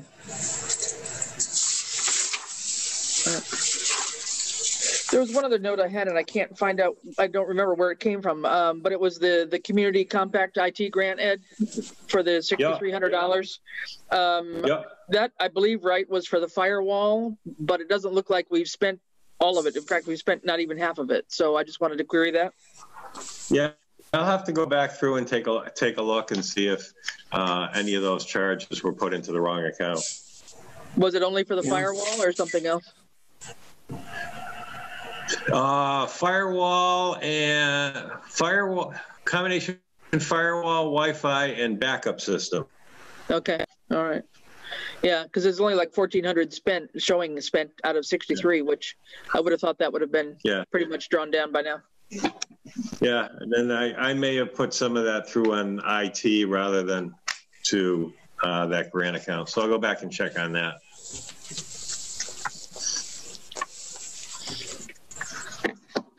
Any other questions from the expenditures report? No, just to note that some expenses have happened related to Norris in terms of their kitchen and their gutter repair and their laptops and all that stuff that we had talked about at town meeting that obviously moved forward. So congrats to them for really moving on the projects and getting them done as anticipated.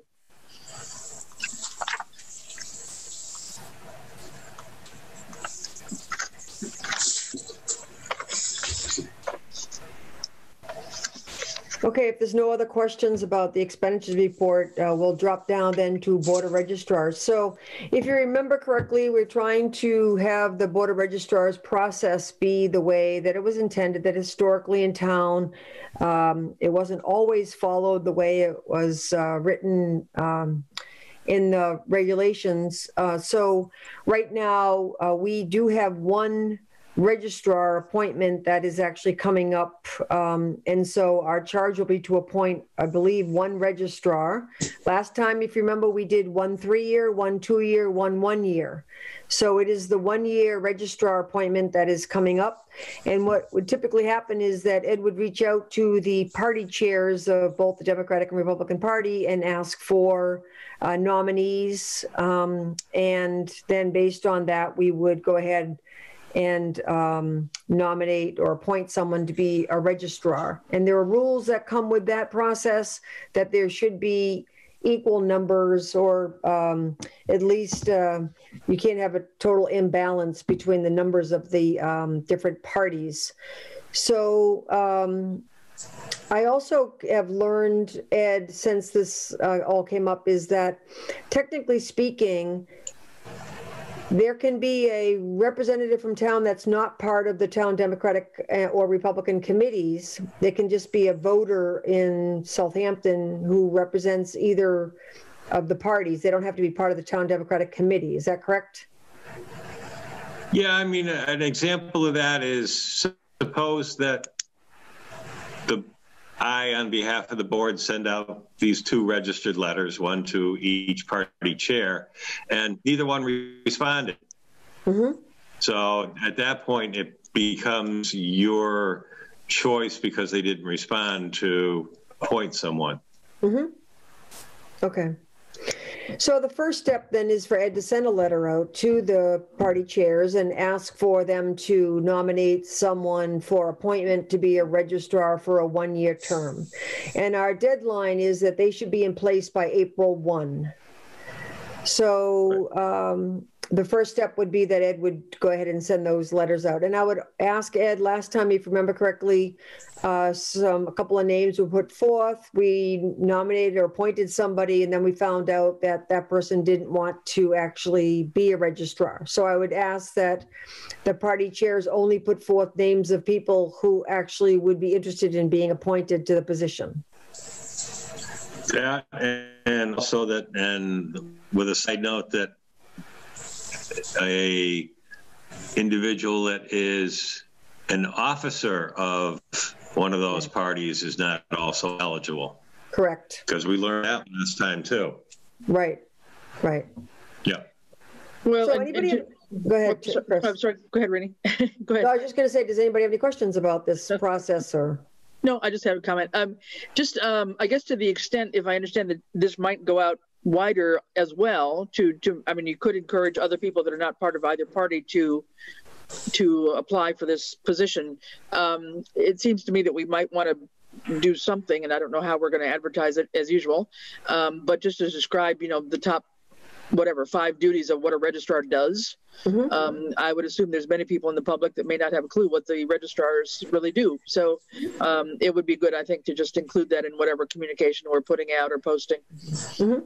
And could they fill out the same volunteer application form as we do for other committees as well? Would that application serve both purposes, or could it, Ed?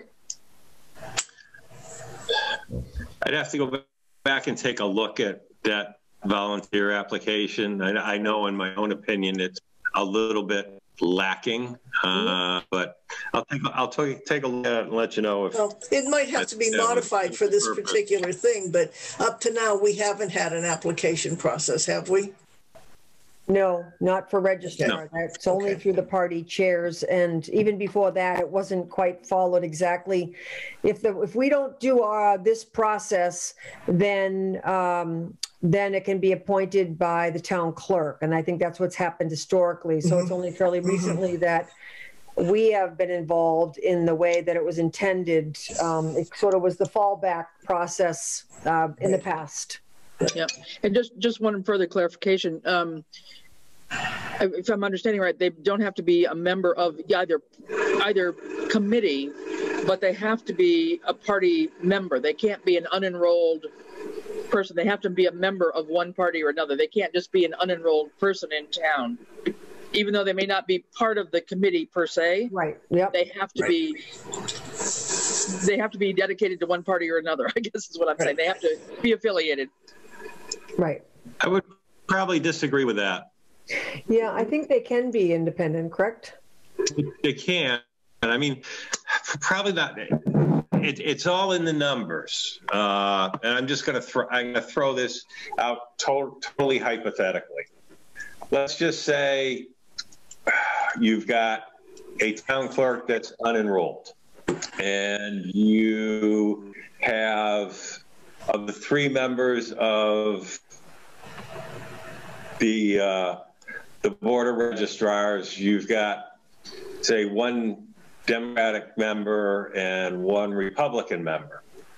And the 3rd member, their term's expiring, letters go out, 45 days go by, neither party has responded with their list of suggested nominees. Now it goes to the select board. At that particular time, you've got a Republican and Democrat. They're balanced. You could theoretically do on your own, assuming, again, you don't get any responses from the parties, a Republican, a Democrat, or another unenrolled. Right. Right. Okay. Now if you had, of those 3 members and of the 2 that are remaining on, if you had like 2 Democrats and you didn't get any responses back, I'd say at that point, by the statute, at that point, you wouldn't be allowed to appoint an unenrolled. You would have to appoint someone with a Republican affiliation. Right. You wouldn't be able to do a Democrat either. Yeah. Right. But I mean, if the committee is going to recommend them, they've got to be registered with that party, right? I mean, if the Democratic committee or the, yes, right, yeah, so right, yeah, okay. So at this point, the next step is that Ed would send out a letter to the party chairs asking for nominations, and if it is, I'll send that out certified return receipt. Okay. As required. Great. Okay. Thank you. Any questions? You're welcome. About that?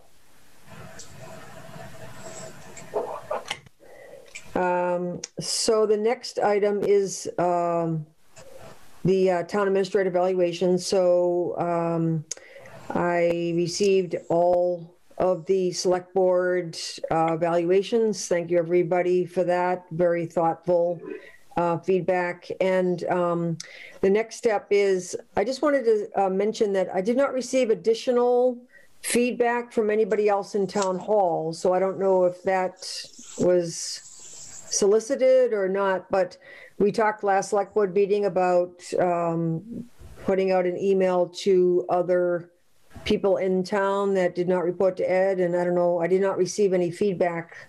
John, was that sent out? No, actually it wasn't. It was around Christmas time. We went through the holidays. I forgot about it. By the time I remembered again, I went, it's too late, so. Okay. What would would the board like to do anything, seek additional feedback or request that in a different way or anything? But right now I have compiled all 5 select board evaluations. But before I go further, is there anybody that would like to do anything differently in terms of the feedback? I think I was the only one that pushed that, and okay. You said go ahead just because of that, but so. Okay. All right. So what I'd like to do is I would just like to mention that last Friday I did have a conference call with our counsel from KP Law. I did ask Francine to be on the call also, just to get guidance around the process of this relative to also the contract for town administrator. So I would like to propose that I, as the chair, have a meeting with Ed and review the evaluation that I've compiled with all the feedback from the, well, at least a summary of the feedback from the select board, and then follow up that evaluation with a meeting with Ed that will involve a contract review. So I'm wondering if people are okay with that. So we would be authorizing you to have a meeting, myself, Ed. Okay. Review the evaluation, and then subsequent to that meeting, have a select board meeting with Ed, an executive session for discussion of the contract, which is one of the acceptable reasons for executive session. Okay. I'm okay with that. Sounds all right to me. Okay, then I'll go ahead and ask for a motion for that, please.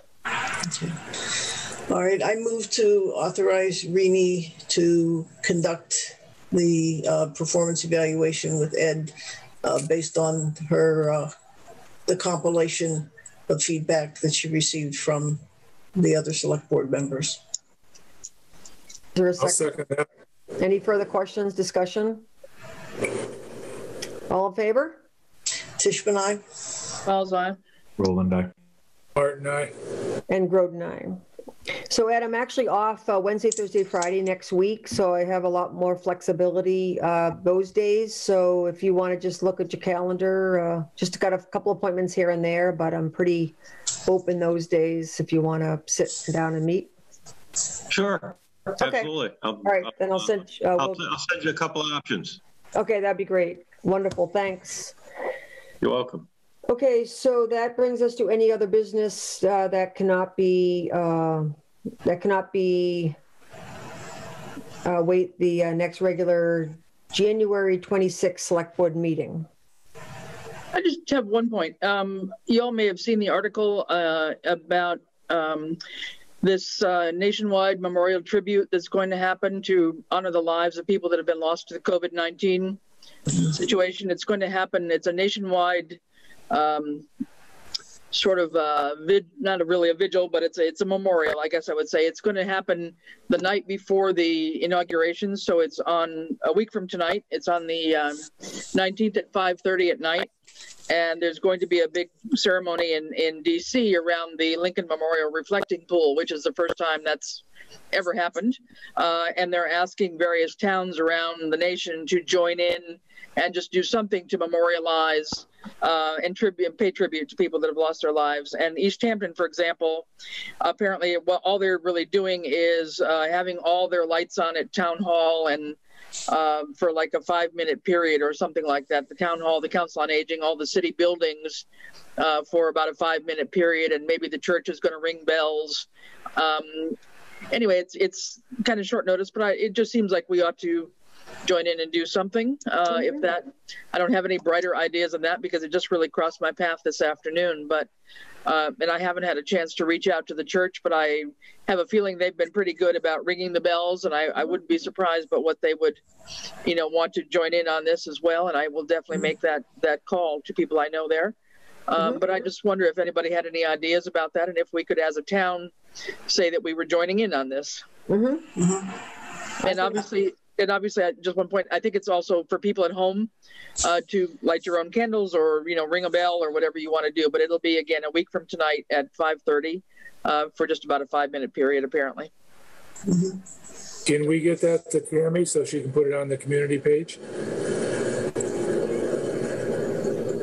Yeah, I mean, we can work on some language, thereabouts. I can maybe do that. Yeah.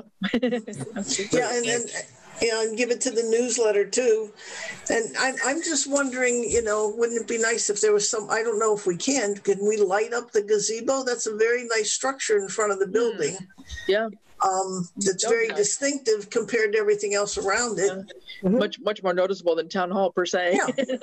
Yeah. And ring the bells. Yeah. Have they taken the lights off the gazebo yet? I don't think so. I went by fairly recently. I think it would be great if we're able to keep it up until at least then. Yeah, that'd be great. That's out. Currently,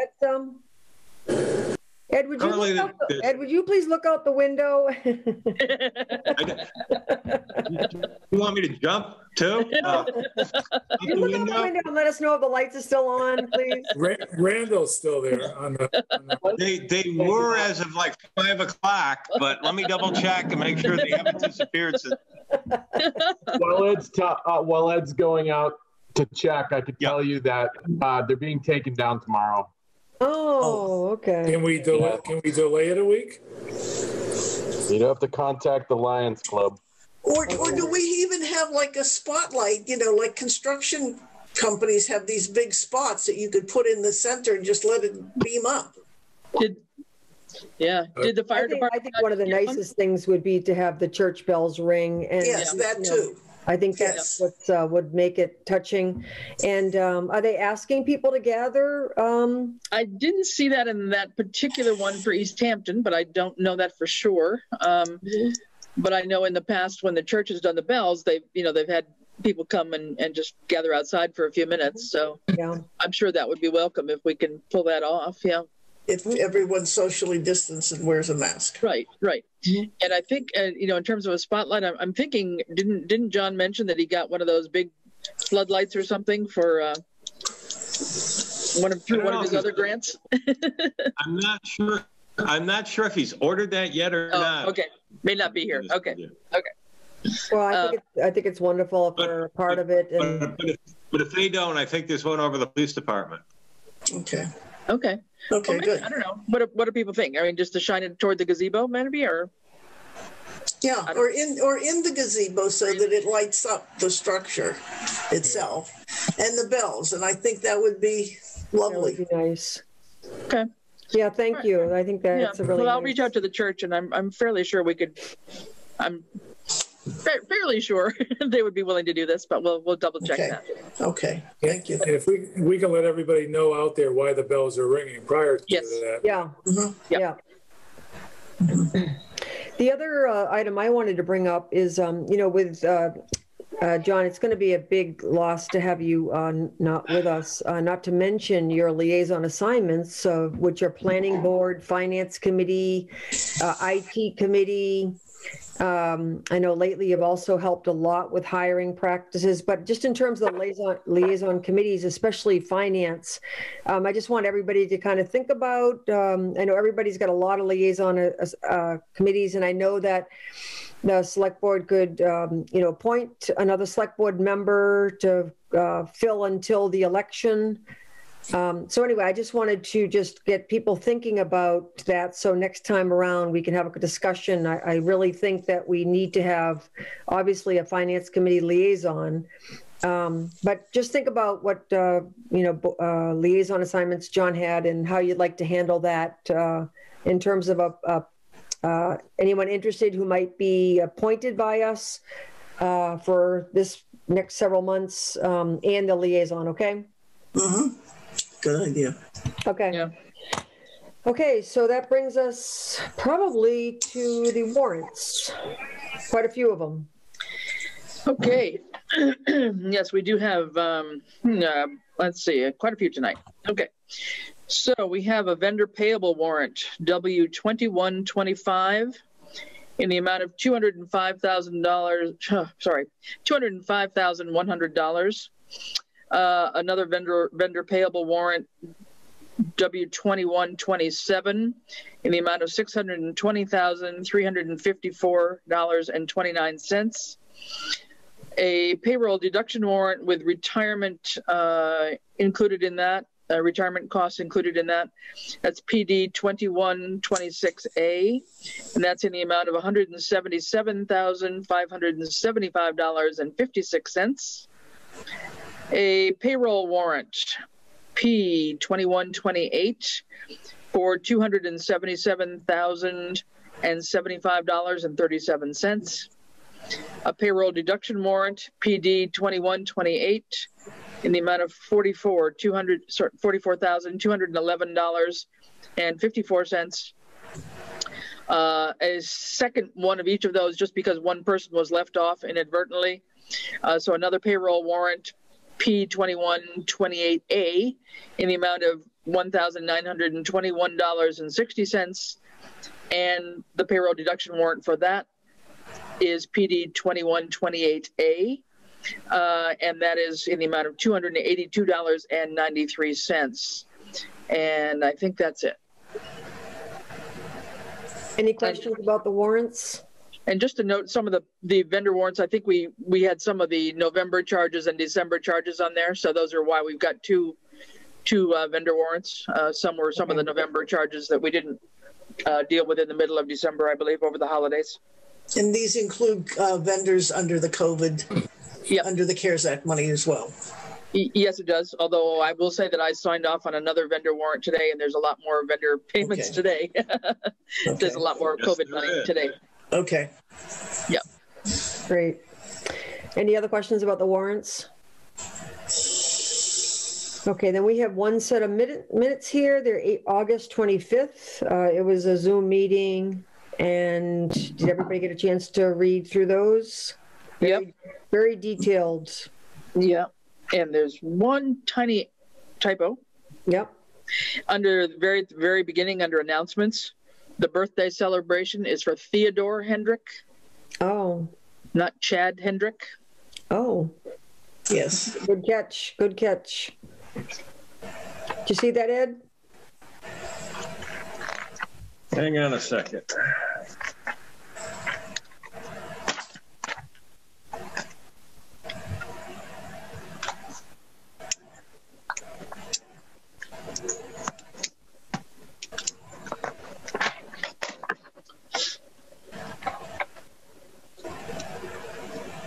Yeah, I will change that. Okay. Anybody else see anything else? Did you want it to read Theodore or Ted? Probably Theodore. Yeah. Theodore? Theodore? Right. You can put Ted in parentheses if you want, but I think maybe Ted was heard as Chad. That was maybe how it came out on the recording or something. Right, maybe. It could be. All right, I'll take care of that. All right, thank you. Would someone like to make a motion? I move to accept the minutes of August 25th with a amendment and the change of name. I'll second that. All right, Francine and then Chris. Any further discussion? All in favor? Tishman, aye. Fowles, aye. Poland, aye. Martin, aye. Groden, aye. So the next thing is, anybody have any questions about any of the pending items?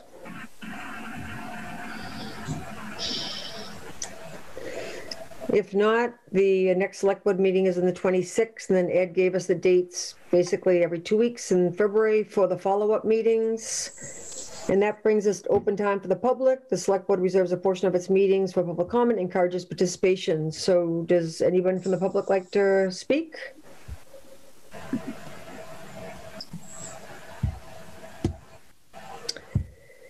Hearing none, I'll ask Ed if there was any correspondences. None that I have received.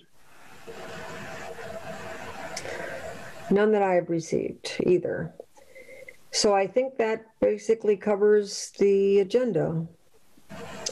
We are planning on having an executive session under Mass General Law, Chapter 30A, Section 21, Number 2, to conduct strategy sessions in preparation for negotiations with non-union personnel, or to conduct collective bargaining sessions or contract negotiations with non-union personnel. Town Administrator. We will not be returning to open session. So can I have a motion to go into executive session? So move. Second. So Francine and then John. Okay. All in favor? Fishman, aye. Fowles, aye. Roland, aye. Martin, aye. And Groden, aye. So that concludes. We'll take a 5 minute break. So 10 minutes of 10. Fine. All right for everybody? Yes. Yep. Okay. Have a good evening, everybody. Good night, Thank you very Ed. much. Thank you, Ed. Yep. Take care. Bye-bye I now. will. Bye. Yeah.